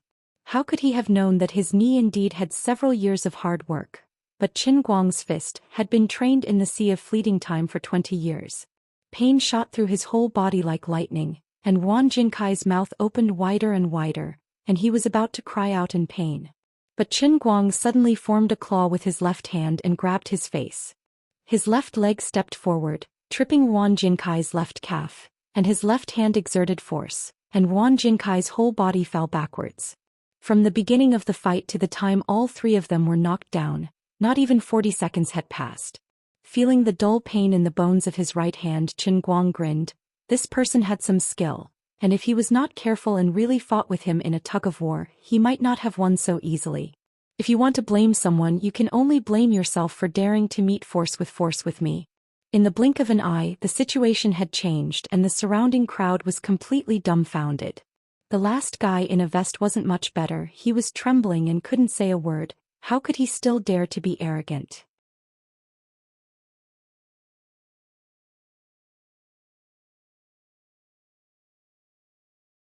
Chapter 193. Qin Guang clapped his hands and walked straight to Jin Shirui. He smiled at her and bent down to pick up the 3 bottles of drinks that were scattered on the ground. Alright, let's go. It's not a big deal. Even if they call the police, we don't have to be afraid. They were the ones who took liberties with innocent women first. As he spoke, Qin Guang realized that the area in front of his mouth was empty. The violent movement just now had caused the scarf to fall off his face. But it didn't matter. Anyway, Jin Shirui's mask was still on. Jin Shirui nodded blankly and was about to follow Qin Guang out. At that moment, Jin Shirui's mind was in a daze and her heart was pounding. Although Qin Guang's earlier actions were extremely violent, and she might not have seen such a clean and direct fight in the movies that she had acted in, she couldn't help but feel a sense of dread. But at that moment, Jin Shirui did not feel that Qin Guang was violent at all. Instead, her heart was in turmoil. He saw that I was bullied and he was actually so angry. I thought that he only treated me as an ordinary friend. I thought that he was just being polite. So he actually cared about me that much. Jin Shirui had suppressed her thoughts with great difficulty. But at that moment she started to feel restless again. Jiang Yage stood far away from the crowd. Her emotions were complicated as well. At that moment, Qin Guang was just like the Prince Charming that she had imagined countless times in her mind. He galloped over, reached out his hand and saved her from danger. Although he was not saving her but her good sister Jin Shirui, Jiang Yage not only sympathized with him, but also put herself in Jin Shirui's shoes. This was the second time he had saved us. At that moment the surrounding crowd suddenly screamed, Jiang Yage. Oh my god. That's Jiang Yage. Holy shit. Qin Guang turned his head to look at Jiang Yage. He saw her standing there with a flustered and confused face. She was holding her cell phone and sunglasses and her mask was hanging on her chin.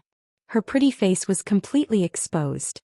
Just now, when she wanted to call for help, she felt that the other party might not be able to hear her clearly through the mask, so she subconsciously took off her mask. Then the phone slipped out of her hand and fell to the ground. When she bent over to pick it up, her sunglasses fell again. After she picked it up, she only held the sunglasses in her hand and forgot to put them back on. Heaven and earth. Qin Guang was about to cry. You're playing with me. I exhausted all my energy, went through untold hardships, and didn't hesitate to use a heavy hand to beat these 4 grandchildren until they couldn't get up and kept howling in pain. Wasn't I afraid that Jin Shiyue's mask would be pulled off and exposed? I finally managed to do it without any mishaps, but your level of self-destruction is too much. At that critical moment, Qin Guang cursed Jiang Yage, that stupid woman's IQ, in his heart. At the same time he quickly pulled up his scarf and wrapped it around his face. Don't say anything, just hide my face first. There were already people taking out their cell phones. Qin Guang felt that he had to carry an electromagnetic interference device with him in the future. Why did he always end up in a situation where he couldn't let others take pictures of him? Wan Jiankai, who was lying on the ground, and the 4th guy in a tank top who hadn't been beaten up yet were also frightened. Everyone knew that Jiang Yage and Jin Shiyue were inseparable. If the person standing there was Jiang Yage, then the person he had surrounded and tried to flirt with just now would have been Jin Shiyue. At that moment, Wan Jinkai's heart was on the verge of collapse. If he had known that the woman in front of him was a national idol, he wouldn't have dared to flirt with her like that. He would have turned into a fanatical fan and desperately tried to get an autograph or a photo with her. As the first person screamed, countless people's eyes turned to Jiang Yage, who was stunned by the sudden change. Qin Guang wasn't any better than Jiang Yage. His brain had completely shut down and he felt like the end of the world was coming.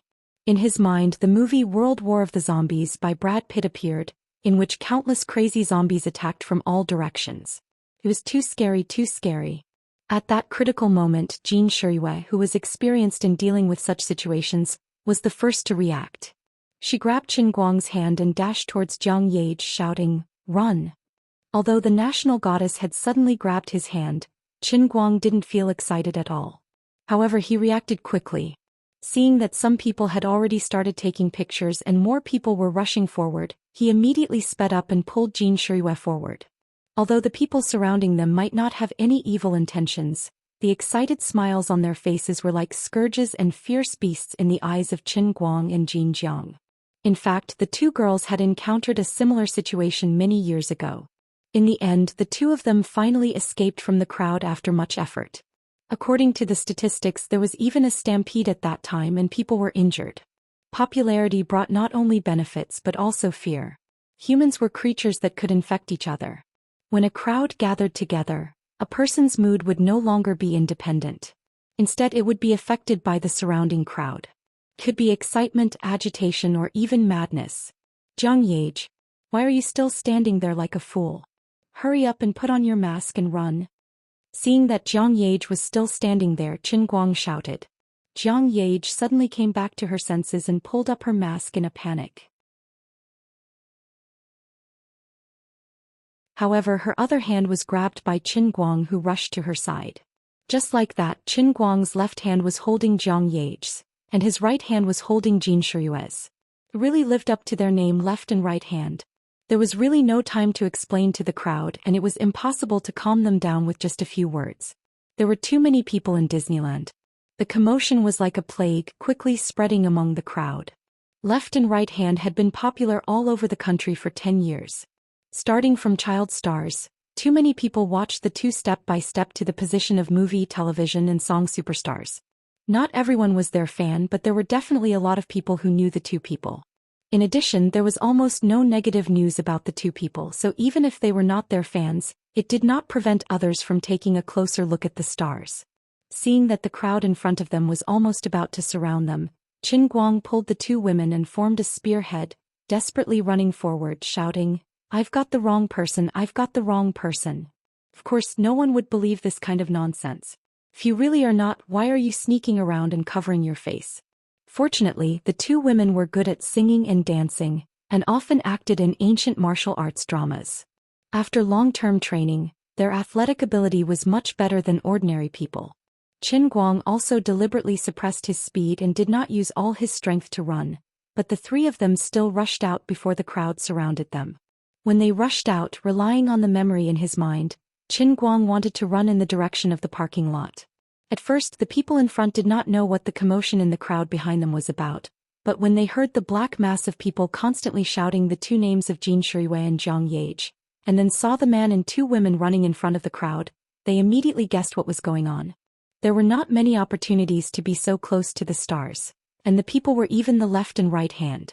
The middle-aged and elderly people might be able to calm down, but some students, especially middle and high school students, were completely boiling. In this amusement park, the main road from the parking lot and the various entertainment facilities were the most people. The people there were instantly piled up. Great, now I can't go. Go where there are less people, I can't stop. About 7 or 8 minutes later, Qin Guang, Jin Shiyue, and Jiang Yage huddled together, not daring to breathe. Listening to the dense footsteps outside and the hustle and bustle gradually fade away, the three of them all breathed a sigh of relief. Oh my God, I've finally hidden it.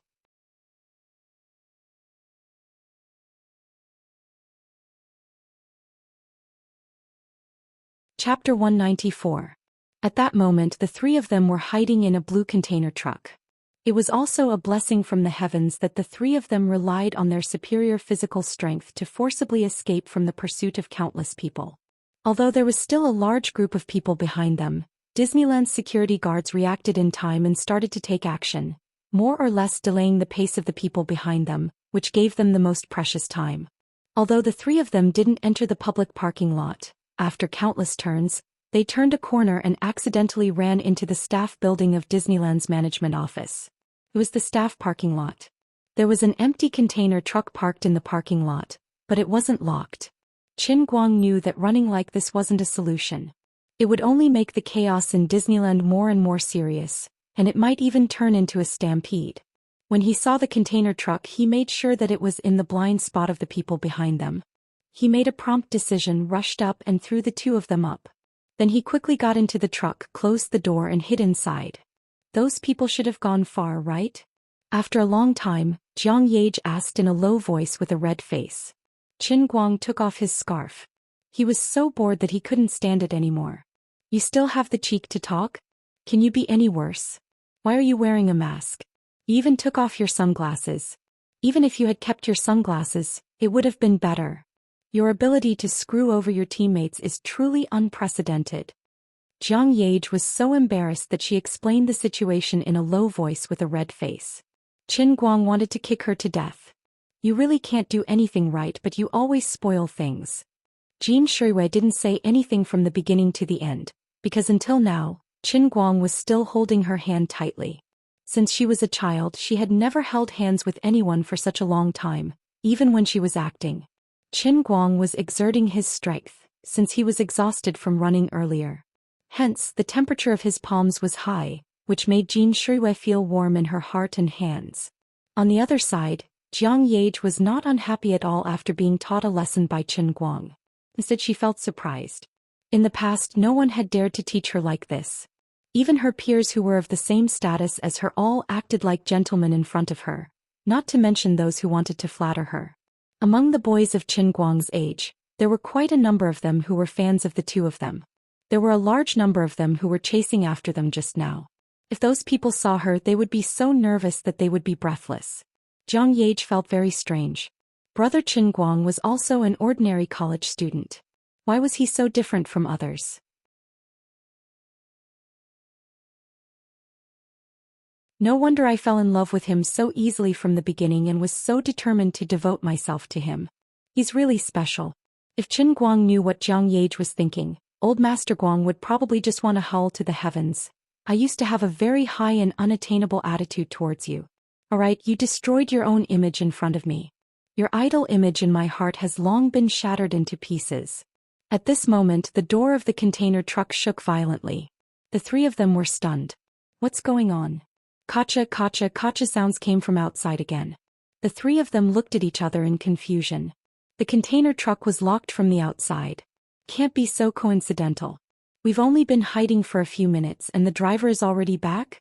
Alright, actually, a few minutes was really a long time. Qin Guang stood up and ran to the door of the container truck. He peeked through the gap and saw that there was no one outside. What do we do now? Jin Shiyue's hand was finally released by Qin Guang. Her heart felt empty, but she quickly calmed down and got up to ask. Jiang Yage moved to Qin Guang's side and pretended to push the door open. Qin Guang stopped her. Don't. It should be the driver who locked the door. Before he finished speaking, the truck started. Qin Guang pulled the two of them to a corner and sat down together before continuing. Aren't we worried about not being able to get out of the amusement park? Isn't it better to take this truck? If we knock now, what if someone sees us when we go out? After all, our clothes and the combination of one man and two women have been recorded. The two girls nodded in unison, feeling that what Qin Guang said made sense. Do you see the hole in the top of the container? It can be ventilated. Although it's a little hot inside, it won't suffocate. Stable. Anyway, it's safe. When he gets out of the amusement park, we can go and knock on the back window. He can hear the sound. Seeing that the two girls were still a little uneasy, Qin Guang comforted them again. His heart felt stifled. I knew nothing good would come out of bringing you out. As expected. Mr. Policeman, please believe us. We are really innocent. We are not suspicious people. Really. Look at my sincere eyes. I'm a student of Gokyo University. This is my student ID. I'm also a good Samaritan. Oh, I also have a silk banner. This was given to me by the Wuxia town branch. Look at this photo on my phone. He's a real good citizen. After saying these words, Qin Guang desperately widened his eyes. His pair of affectionate eyes exuded a charming radiance as he stared at the handsome young policeman in front of him. The young and handsome policeman in uniform looked at the three people in front of him suspiciously. He felt that these three people were playing with him. Do you think I'll believe you? The policeman's brows furrowed even tighter. Especially when he saw the silk banner that Qin Guang presented like a treasure. On the left were the words Wuxia Town Branch. He almost laughed out loud. As for Qin Guang's sincere eyes that he thought could move China, he was completely ignored. Officer. These three people are really suspicious. I was just waiting for the traffic light when they suddenly knocked on my back window. Scared me. I quickly got out of the car and opened it. These three people were actually hiding in my container. Look at them. If they aren't thieves, what else can they be? The bearded truck driver was complaining about what had happened to him in an emotional tone. That's right. At this moment Qin Guang and the other two were indeed wrapped up tightly. Jin Jiang and Jin Guang had returned to their previous big sunglasses, sun hat and animal masks. Qin Guang was even worse. His scarf was wrapped so tightly that only his eyes could be seen. That was why he said to look at his sincere eyes, because he couldn't see his face at all. All right. You didn't suffer any financial losses, did you? The policeman was quite easy to talk to. The driver nodded. I didn't lose anything. If you didn't lose anything, then leave first. You're such a big truck. You're blocking the traffic by stopping at this intersection. I'll bring these three people back to the station to record their statements. The policeman seemed to have made a decision. This frightened Qin Guang and Jin Jiang. With their condition, if they were to be sent to the police station, it would be disastrous. Helpless, Jin Shuiwei could only step forward. After the driver left, she walked forward. After a while, she took off her mask, took off her sunglasses, and raised her head to look at the policeman. Hello, comrade. I'm Jin Shuiwei. We really aren't suspicious people. It was just a freak combination of factors that led to us being locked in the container truck. Oh my god. Jin Shuiwei. Oh my god. I've liked you for a whole 8 years. I've been collecting your posters since junior high. Old Master Guang was completely dumbfounded. Grenade-throwing Lu. This policeman is the real explosive fanatic. Can your level get any lower? Can your voice be any louder? I feel embarrassed for Wu Tong. She's actually in the same team as a scammer like you.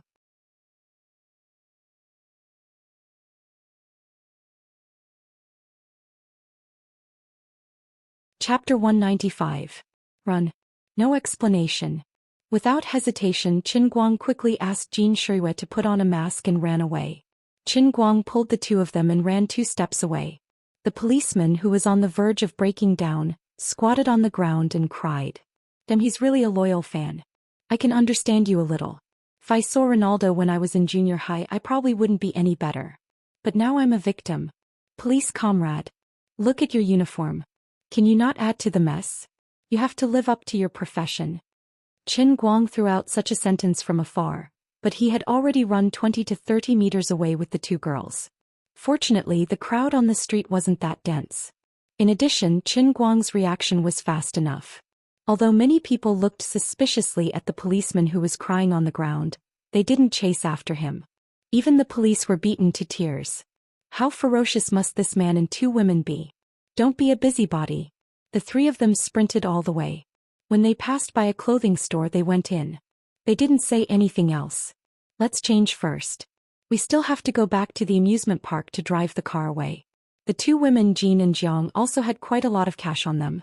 Although they looked suspicious, they were generous and did not haggle over the price at all. After a bit of picking and choosing, they let Qin Guang take the clothes to the counter and pay for them. He immediately changed into the clothes he was wearing. The people in the clothing store were making money, so they did not ask much. Needless to say, these two women were simply natural clothes hangers. They casually picked out clothes and they looked graceful and beautiful when they wore them. Then the question was, why the hell were there no men's clothing stores along the way? Women's money was so easy to earn. Gender discrimination, I protest. I won't change my clothes, Qin Guang bit the bullet and said. But your scarf is also very conspicuous and your Hawaiian suit is even more conspicuous. You will definitely be recognized. Our tracks have been exposed just now. If there are paparazzi with a keen sense of smell, they might be rushing over at this time. Jean Shuiwei said with some worry. Jiang Yage giggled. That's right. A mysterious man and two women visiting Disneyland together. Such a headline would be on the front page everywhere. Qin Guang pushed him away. All right, there's no need to say any more. I understand. Hey, can we not choose a dress? Can you stop playing? Qin Guang clenched his fists tightly behind Jiang Yage's back. I'm not joking. I want to strangle you with my scarf. Shuiwei is still the most considerate. At least she chose something more neutral for me, but isn't this a little too small? Fine, I haven't bought any clothes yet, so I have to fork out some money first. After all, Qin Guang was 1.8 meters tall.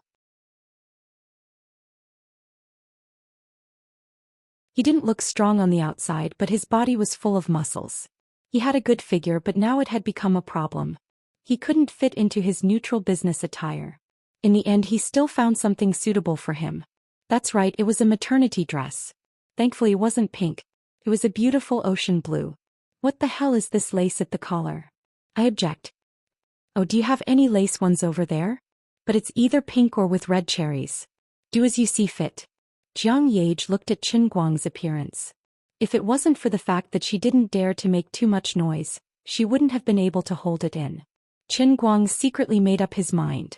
To think that I, the dignified second officer of the An Royal who killed people like flies, to think that I, the owner of the heavenly Holy Grail, was reduced to wearing a maternity dress. What a scam. When I get back, I will definitely burn these clothes to comfort my spirit in heaven. By the way, you have to change out of this dress later. I bought it based on my height. You can use it in the future. Don't waste it, Jiang Yage suddenly added. Qin Guang slapped himself hard on the face. He couldn't live anymore. Why didn't he just get rid of the evidence? The three of them returned to the parking lot with trepidation. Like thieves, they ran in the direction of Qin Guang's little rundown Rena. They had just gotten into the car. When Qin Guang was about to take off his clothes, a Volkswagen Golf stopped beside him. Jiang Yage reacted quickly. She glanced over and saw a guy wearing a cap. He got out of the car with an SLR cannon in his hand. Paparazzi. Jiang Yage lowered her voice and reminded him. Qin Guang was about to take off his clothes. When he heard the voice, he was almost scared out of his wits. At this moment, the person next to him was about to rush into the amusement park, but he subconsciously looked to his side and happened to see Jiang Yage looking at him through the brown rear window. Oh my God. The veteran paparazzi who came to inquire about the situation jumped back in fright. He reflexively raised his SLR cannon. His professionalism was really high. On the other side, Qin Guang's face turned green with fright. Why the hell did he change into a maternity dress? Just run. He activated his racing god special skill. He slammed down on the accelerator. The tachometer went straight to 5,000 RPM.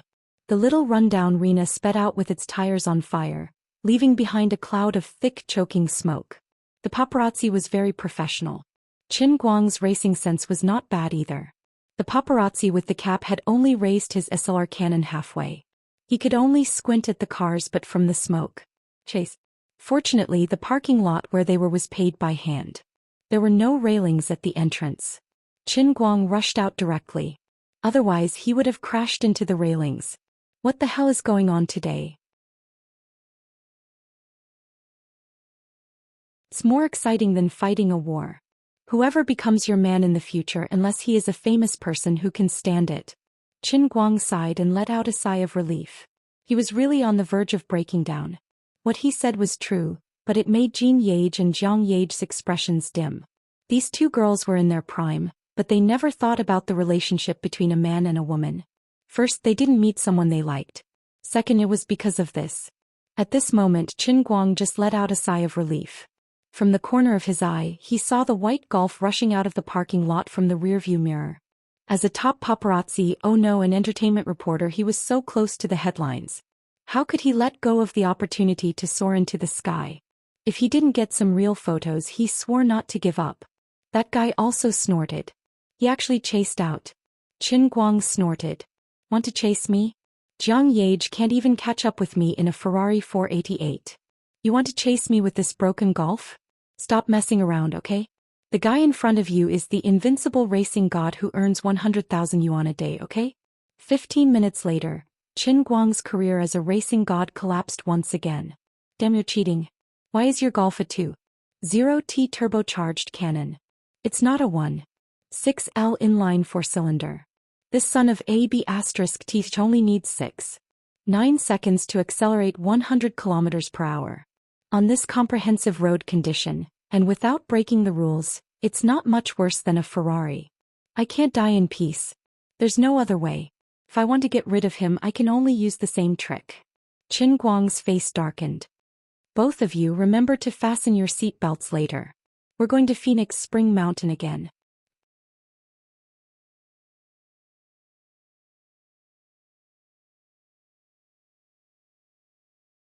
Chapter 196. After making up his mind, Qin Guang went straight to Fengquan Mountain. That place was basically his territory. Although that bastard's small cannon was powerful, even semi-professional drivers like Zhong Bai had to eat dust when driving a supercar, let alone him. Along the way, the Golf made use of its acceleration function to rush to Qin Guang's side several times. However, Jin Guang and Jiang Yuning were already prepared and had curled up under the back seat, so they couldn't capture anything.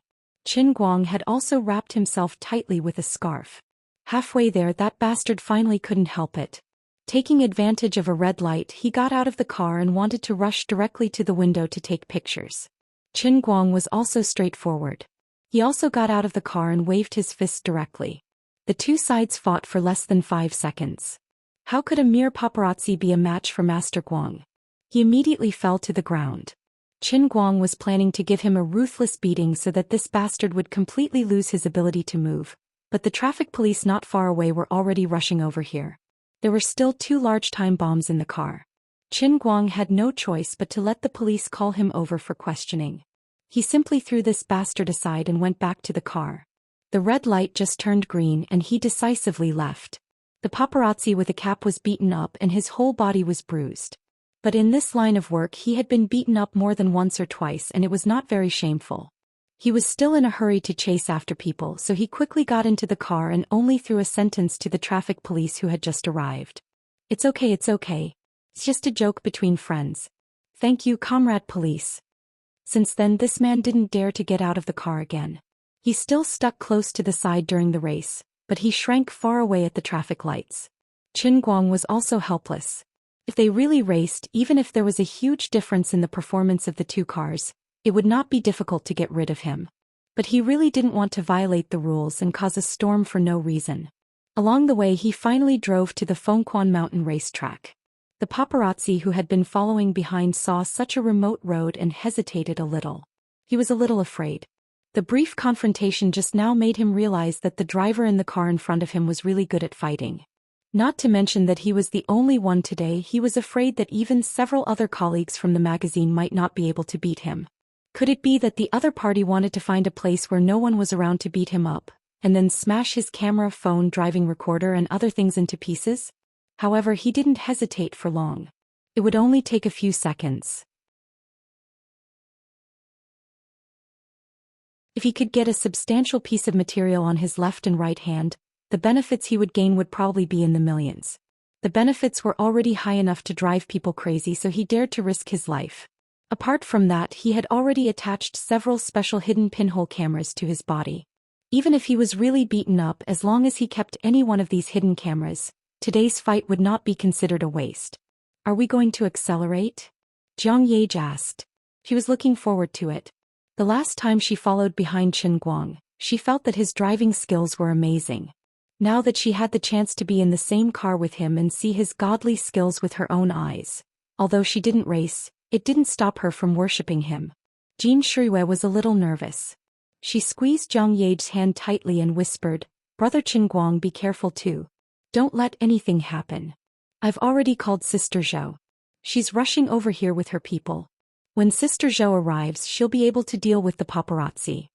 Qin Guang chuckled. "Don't worry, Shuiwei. I'm not bragging, but he can't even catch up to an alto, let alone me driving Arena." As soon as he finished speaking, he suddenly accelerated. The Rena's engine roared wildly and it accelerated like a slingshot. It made a U-turn in front, and the car dragged thick smoke behind it as it swung out in a perfect arc. It was a beautiful textbook drift. The paparazzi who had been following behind was stunned. Who the F***ck was this guy? He was good at fighting and he was so reckless when it came to racing. Was he a special agent from 007? I can't accept this. My 1 million yuan. The paparazzi's eyes were red and he also sped up to catch up. Unfortunately, he didn't know how to drift and he didn't have the guts to race on a dangerous track like Phoenix Spring Mountain. It took him a lot of effort to decelerate and make the turn, but Qin Guang's Rena had already entered another S-shaped turn. They were less than 100 meters apart just a moment ago, but this short U-turn had widened the gap to more than 400 meters. The Rena was like a loach, drifting twice and rushing out of the S-shaped curve. The poor young man slammed the steering wheel and cursed, F***ck. He's crazy.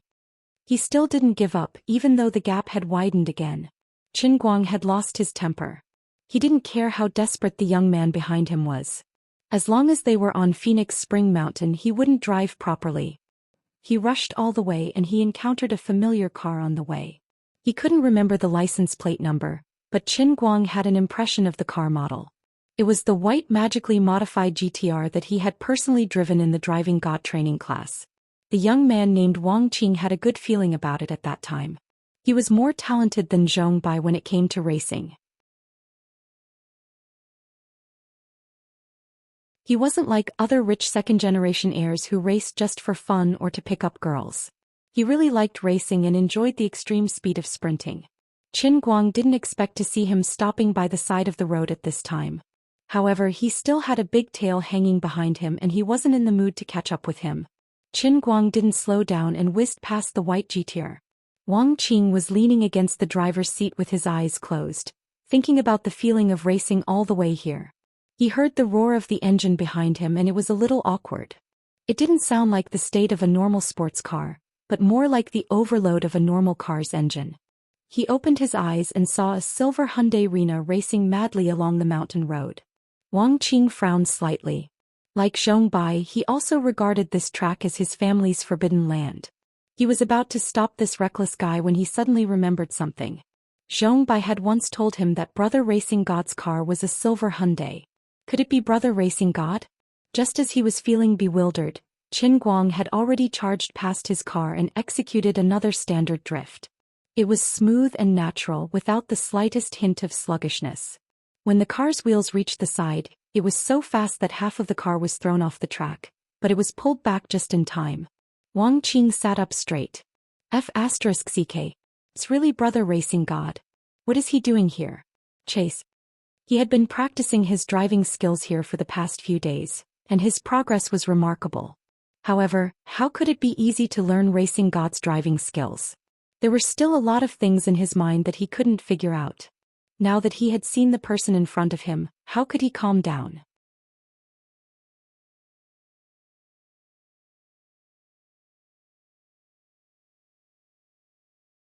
Chapter 197. By the time Wang Qing turned a corner, Qin Guang was already farther away. As expected of Brother Racing God, Wang Qing's fighting spirit soared and he sped up to catch up. Unfortunately, when Qin Guang first ran this mountain track, Zhong Bai and the others had to eat dust. Now that he had been running for a whole day, Qin Guang was even more familiar with the road. He could even run with his eyes closed. Even though he was driving a small Renault, his average speed was still above 115 kilometers per hour. Even though Wang Qing's driving skills had improved a lot, he could only barely break the 100 kilometers per hour mark. The difference between him and Qin Guang's 115 kilometers per hour was huge. It was only after Qin Guang was certain that the paparazzi would be left behind that the small Renault could no longer hold on, and it slowed down to run 80 kilometers per hour before Wang Qing finally caught up. The Fengquan mountain track was a unique track. Qin Guang only let the white GTR follow behind him, and he didn't park it by the side of the road. He drove out of the track, turned into a dirt road, and then made a turn to hide behind the woods. After he was sure that the Golf wouldn't be able to find him, Qin Guang stopped the car. He knew that the young man behind him had been following him and he definitely wanted to talk to him. He quickly took off the maternity clothes and changed into the orange juice-flavored Hawaiian suit. After throwing the maternity clothes back, Qin Guang was ready to get out of the car. "You two stay in the car and don't get out. I'll go down and say goodbye to my friends," Qin Guang said to Jin Jiang and Qin Guang. The two women had seen him leave the rich second generation in the dust before, but they didn't expect him to become friends with those people. "Are you really going to keep these clothes?" Jin Shuiwei, who was lying in the back seat, rolled her eyes and said to Jiang Yage. Jiang Yage folded the clothes and stuffed them into her bag. She couldn't stop giggling. "Yeah, I'll need them sooner or later." Qin Guang got out of the car and asked Wang Qing about it. Sure enough, the kid had been training hard on the track every day. Wang Qing asked a lot of questions, but Qin Guang couldn't answer any of them. He could only pretend to be knowledgeable and act like he couldn't explain. After chatting for a while, Qin Guang planned to leave. After all, Jin Jiang and Qin Guang were still sitting in the car. "It's not that I want to criticize you, but when it comes to racing, it's fine if you only do it once in a while, but I don't approve of you doing it as a career." Before leaving, Guang thought about it and said so. Wang Qing chuckled. "Brother racing god, don't scold me. You're the one who's the best at racing in Wujing City, no, in the whole of China." Seeing that Su Tao wasn't bothered about it, Qin Guang was helpless and waved his hand. "Don't say that. I personally don't like racing.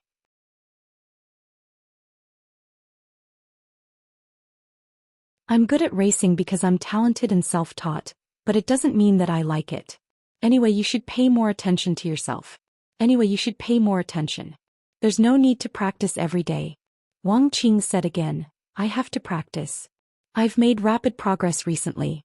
I'm no match for you, but there's almost no one in Wujing who can compete with me. I guess after I overcome the last few difficulties, I can almost go to Xianxia to participate in the underground racing competition. The Mount Banshan racetrack over there is the holy land for people who like racing in Asia. Masters from all over the world gather there.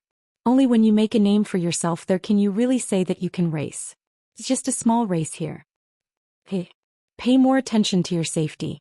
Don't lose your life. Some of my skills are not something that ordinary people can handle. Don't risk your life. By the way, is there a prize for the Mount Banshan racetrack?"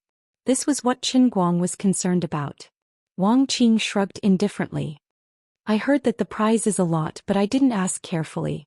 It seems that it's 2 or 3 million yuan at most. But I don't care about the prize.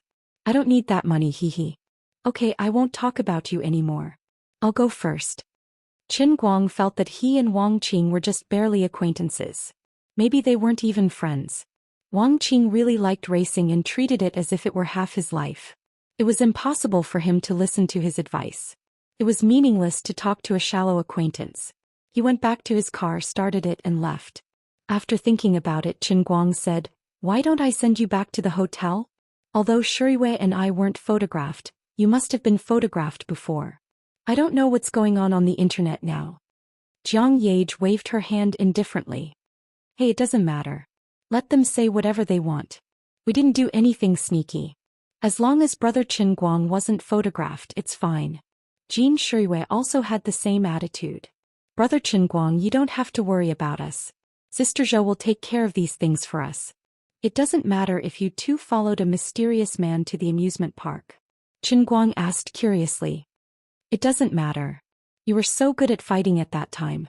You didn't need to find any public relations. Normal people would guess that you were a bodyguard." "Ha."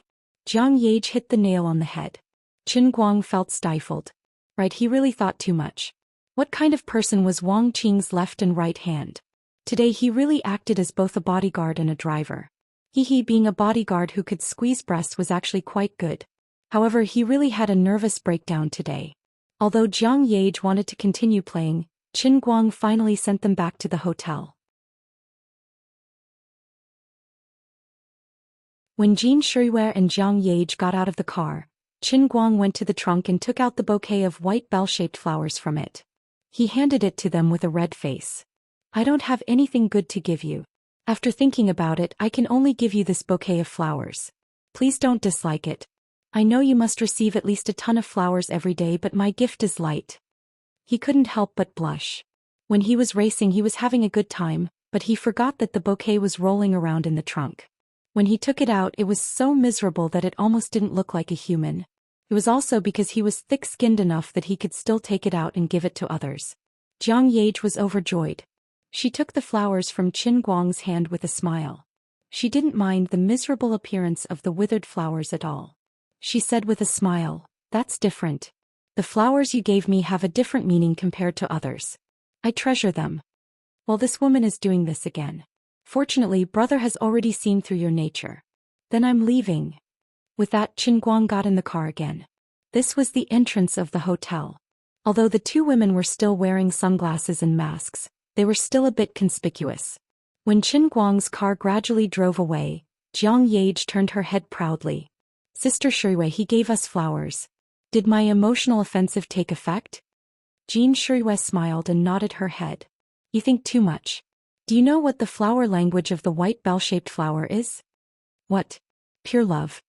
Jin Shuiwei raised her eyebrows. Gratitude means pure gratitude. Why is he thanking us? Jiang Yage didn't understand. Jin Shuiwei only smiled and didn't say anything. The two walked side by side into the hotel. Jiang Yage suddenly came to her senses and suddenly said, Sister Shuiwei, don't you think that Brother Qin Guang is actually very short of money? Jin Shuiwei nodded. After he saved us, I saw it. Otherwise, why do you think I specially spent time to prepare this watch? He gave us the white bell-shaped flower, which is actually to thank us for giving him this watch.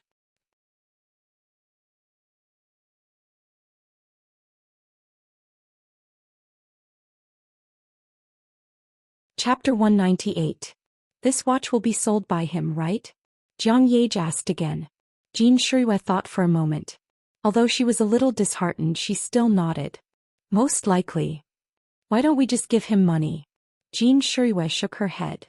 Don't be fooled by his cheerful appearance. In fact, he is very chauvinistic.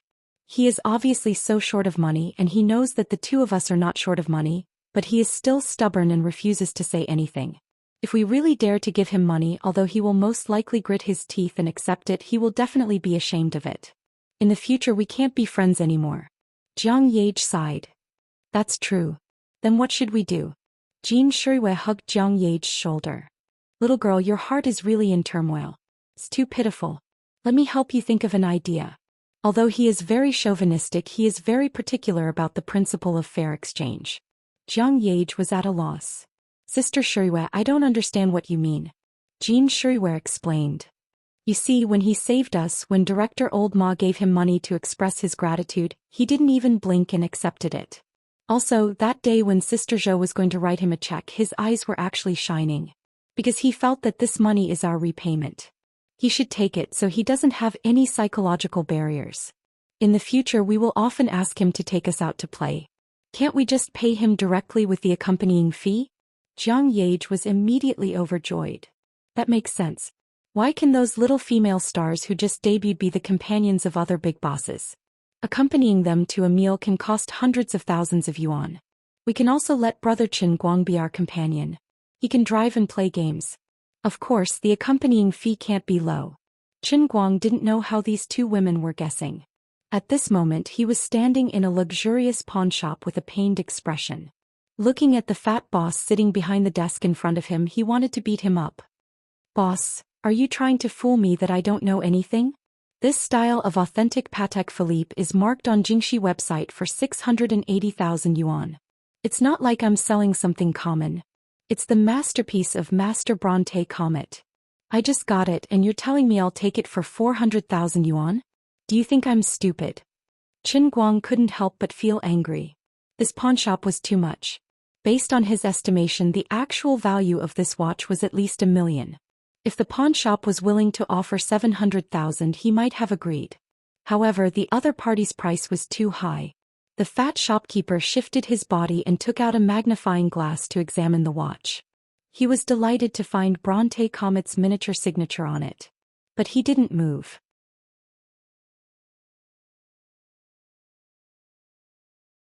He just calmly put the watch back into the gift box and said with a smile, "Little brother, I'm not bragging to you, but you can't find a pawnshop bigger than mine in Wujing City. Besides, a watch is a gift. It depends on the price of the person. Do you think it's valuable? Of course it's valuable." But speaking of his function, he could also check the time on his phone. After all, a gift watch isn't as practical as a car, and it's not easy to change hands. I'm already very generous to offer you 400,000 yuan.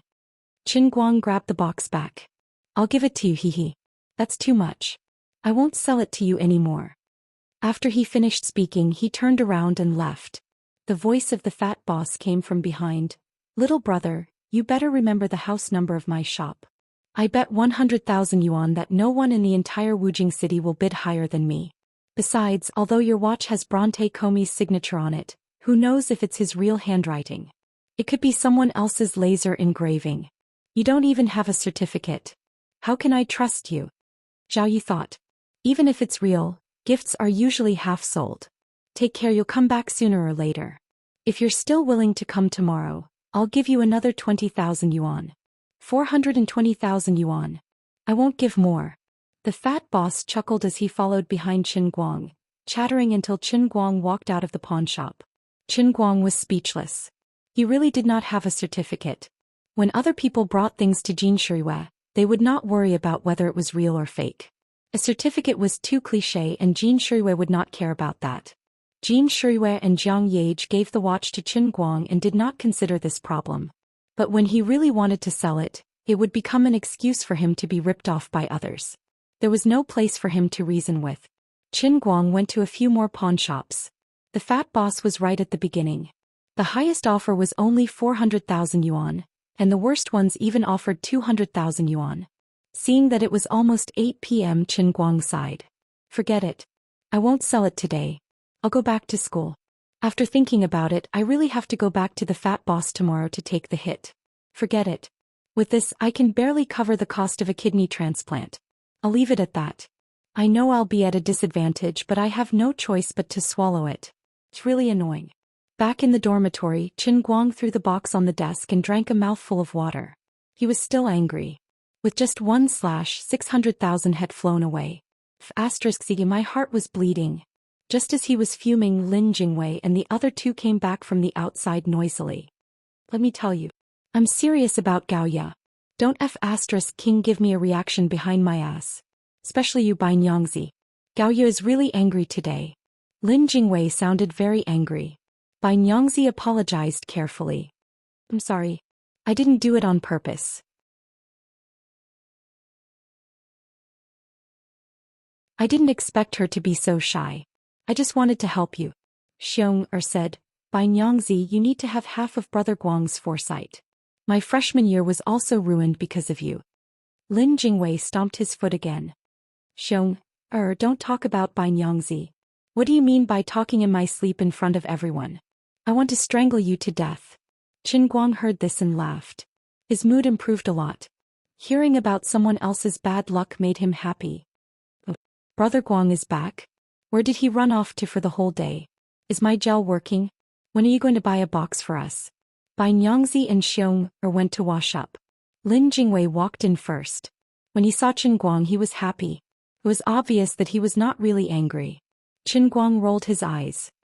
Now that things have come to this, I don't have to be afraid to let you know. I've been out with these two beauties for the whole day. I'm exhausted. You really became friends with them? That's right. After all, they saved your life. Miss Jean and Miss Jiang are good people. Lin Jingwei came up and said mysteriously, Did anything happen between you two that's beyond friendship? Qin Guang's heart skipped a beat. Did pinching their breasts count as beyond friendship? Of course he couldn't let these bastards know. He shook his head violently. They're as pure as a piece of white paper. You guys better tell me the truth too. At this moment Lin Jingwei looked around and saw the gift box on the table. He picked it up and opened it. Oh, it's Patek Philippe. It's from the two of them? Qin Guang nodded. Yes. Oh my god.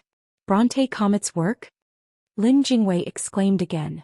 Qin Guang was even more surprised. The fat boss had to look at it carefully with a magnifying glass to be sure it was authentic. As for Bronte Comet's work, he did not admit it until the end. Lin Jingwei picked it up and looked at it for less than 5 seconds. How could he know it was fake? Is this guy's eyes a microscope or something?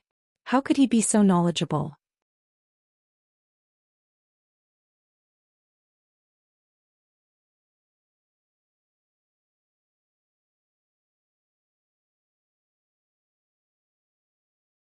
You have to remove the added value of your left and right hands. Lin Jingwei nodded seriously. Don't worry, I can really find someone to buy it. Disregarding the relationship between your left and right hands, this watch is really worth that much. Qin Guang clutched his heart. Mother ***, the world of the rich is too scary. Don't be sad. I'll find someone tomorrow and buy one.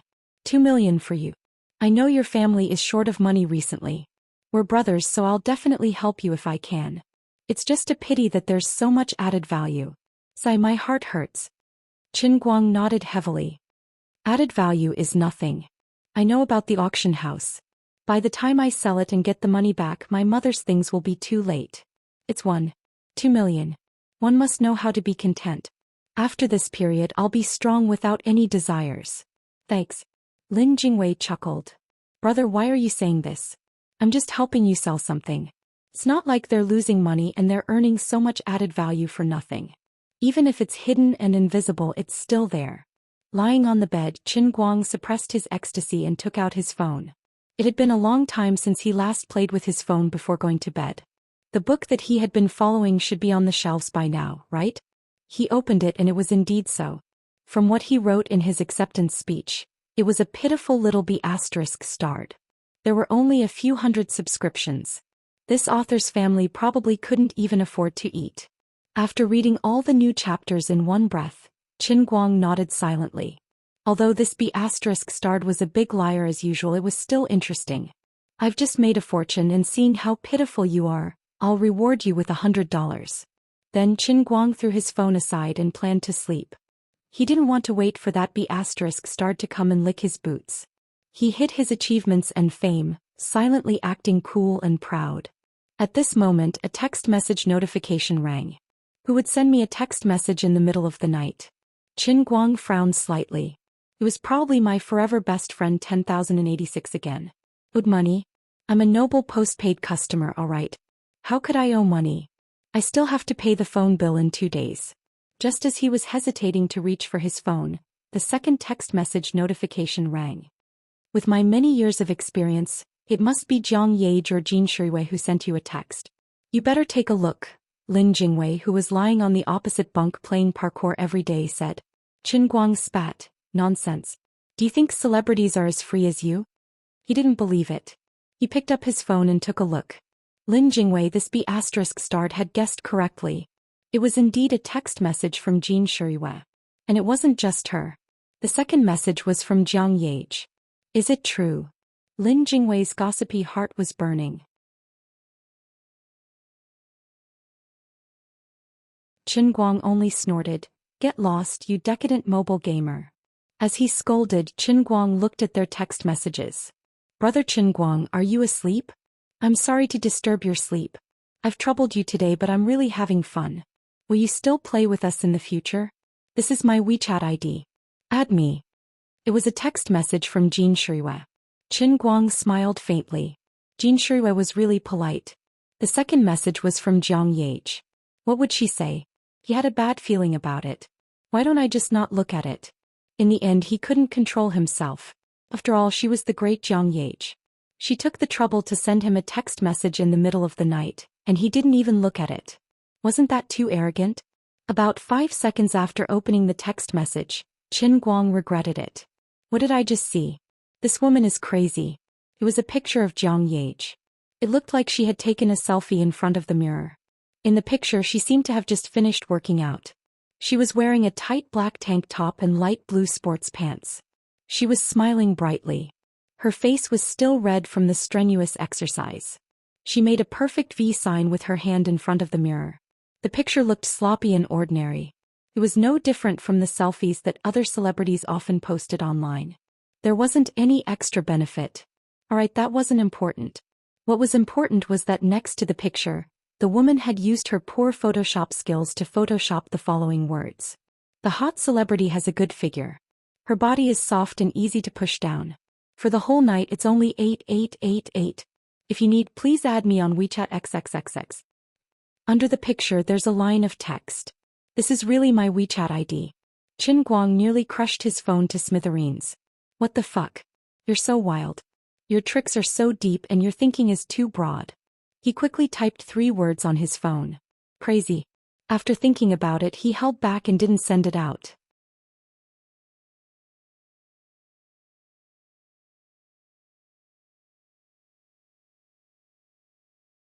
Chapter 200.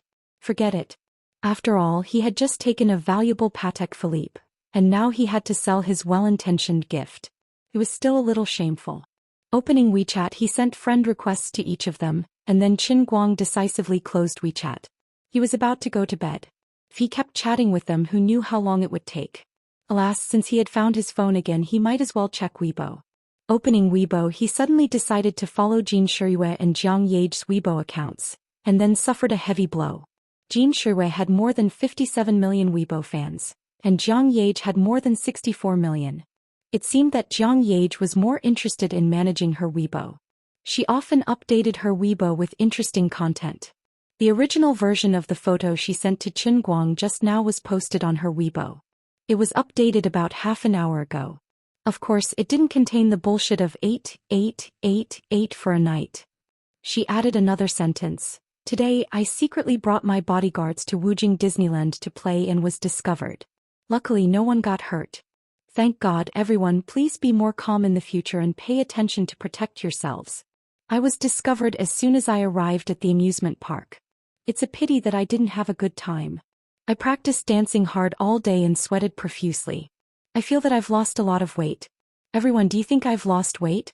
Qin Guang rolled his eyes. You can deceive those poor fans who don't know the truth. No, I must expose her. He decisively replied to a comment below. Just arrived. That's right. I was discovered just 3 hours after arriving at Disneyland. What a close shave. Liar. Lazy bum.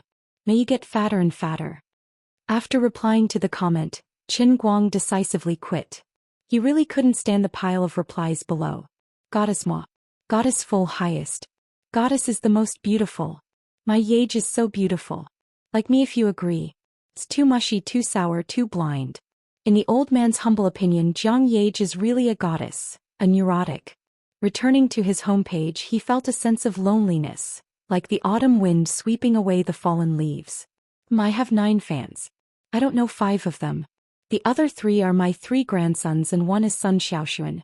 The number of views for the week? 5. It was Friday, so it was very likely that son Xiaoxuan had done it all by himself. Number of replies this week? 1. It was son Xiaoxuan's reply. Level 4 for sure. I won't fail any of my final exams. She replied to Qin Guang's most recent Weibo post, which was also posted 3 months ago. The content was as follows. The internet's life is long, but my will is indomitable. Qin Guang will never fall. Endless desolation shrouded his heart. Why was the gap between people so big? Those two had tens of millions of fans at every turn. There was no way they could be friends.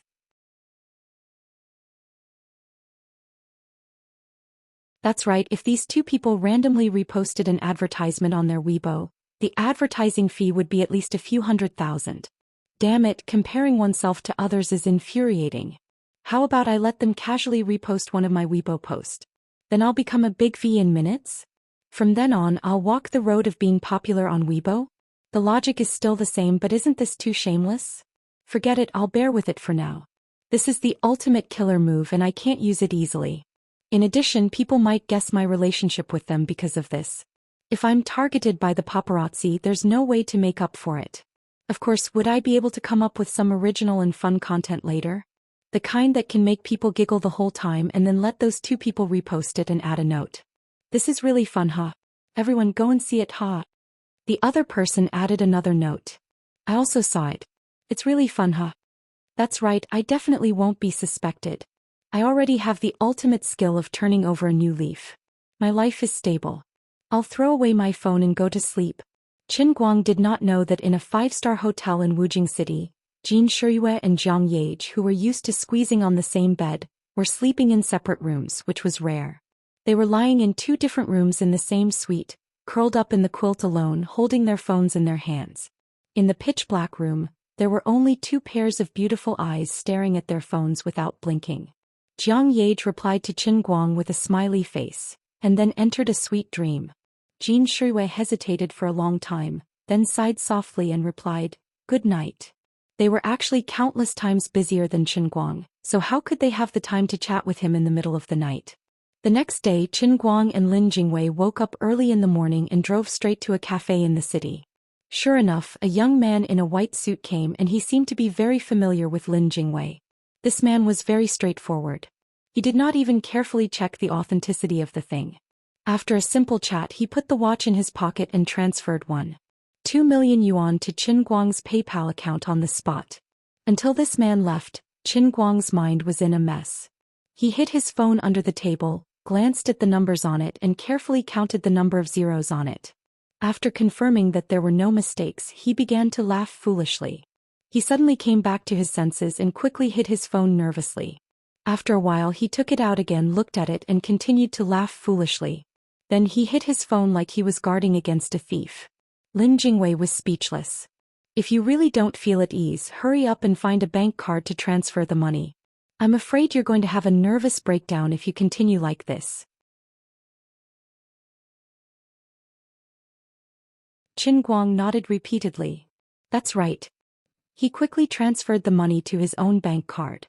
He did not directly transfer it to his dad because he was afraid that the old man would suddenly throw such a huge sum of money at him and give him a heart attack. He would find a chance later to euphemistically and carefully explain it to him.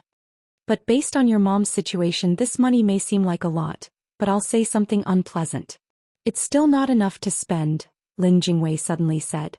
Qin Guang felt as if a bucket of cold water had been poured over his head. He pinched his fingers and did some calculations. It was not wrong. The cost before and after the surgery was not low. For the time being he would consider 600,000 yuan. Now that his mom was living in a special ward that ordinary people could not enter, the basic monthly expenses would be at least a few tens of thousands. Anyway, up until now the 300,000 yuan in his dad's card had been reduced to 50,000 yuan. Apart from that, after the surgery, there would be a long recovery period, which was another huge sum of money. After the recovery period she would have to continue taking the immunity suppressant. The expenses were like the Yellow River, rolling eastward and unable to stop.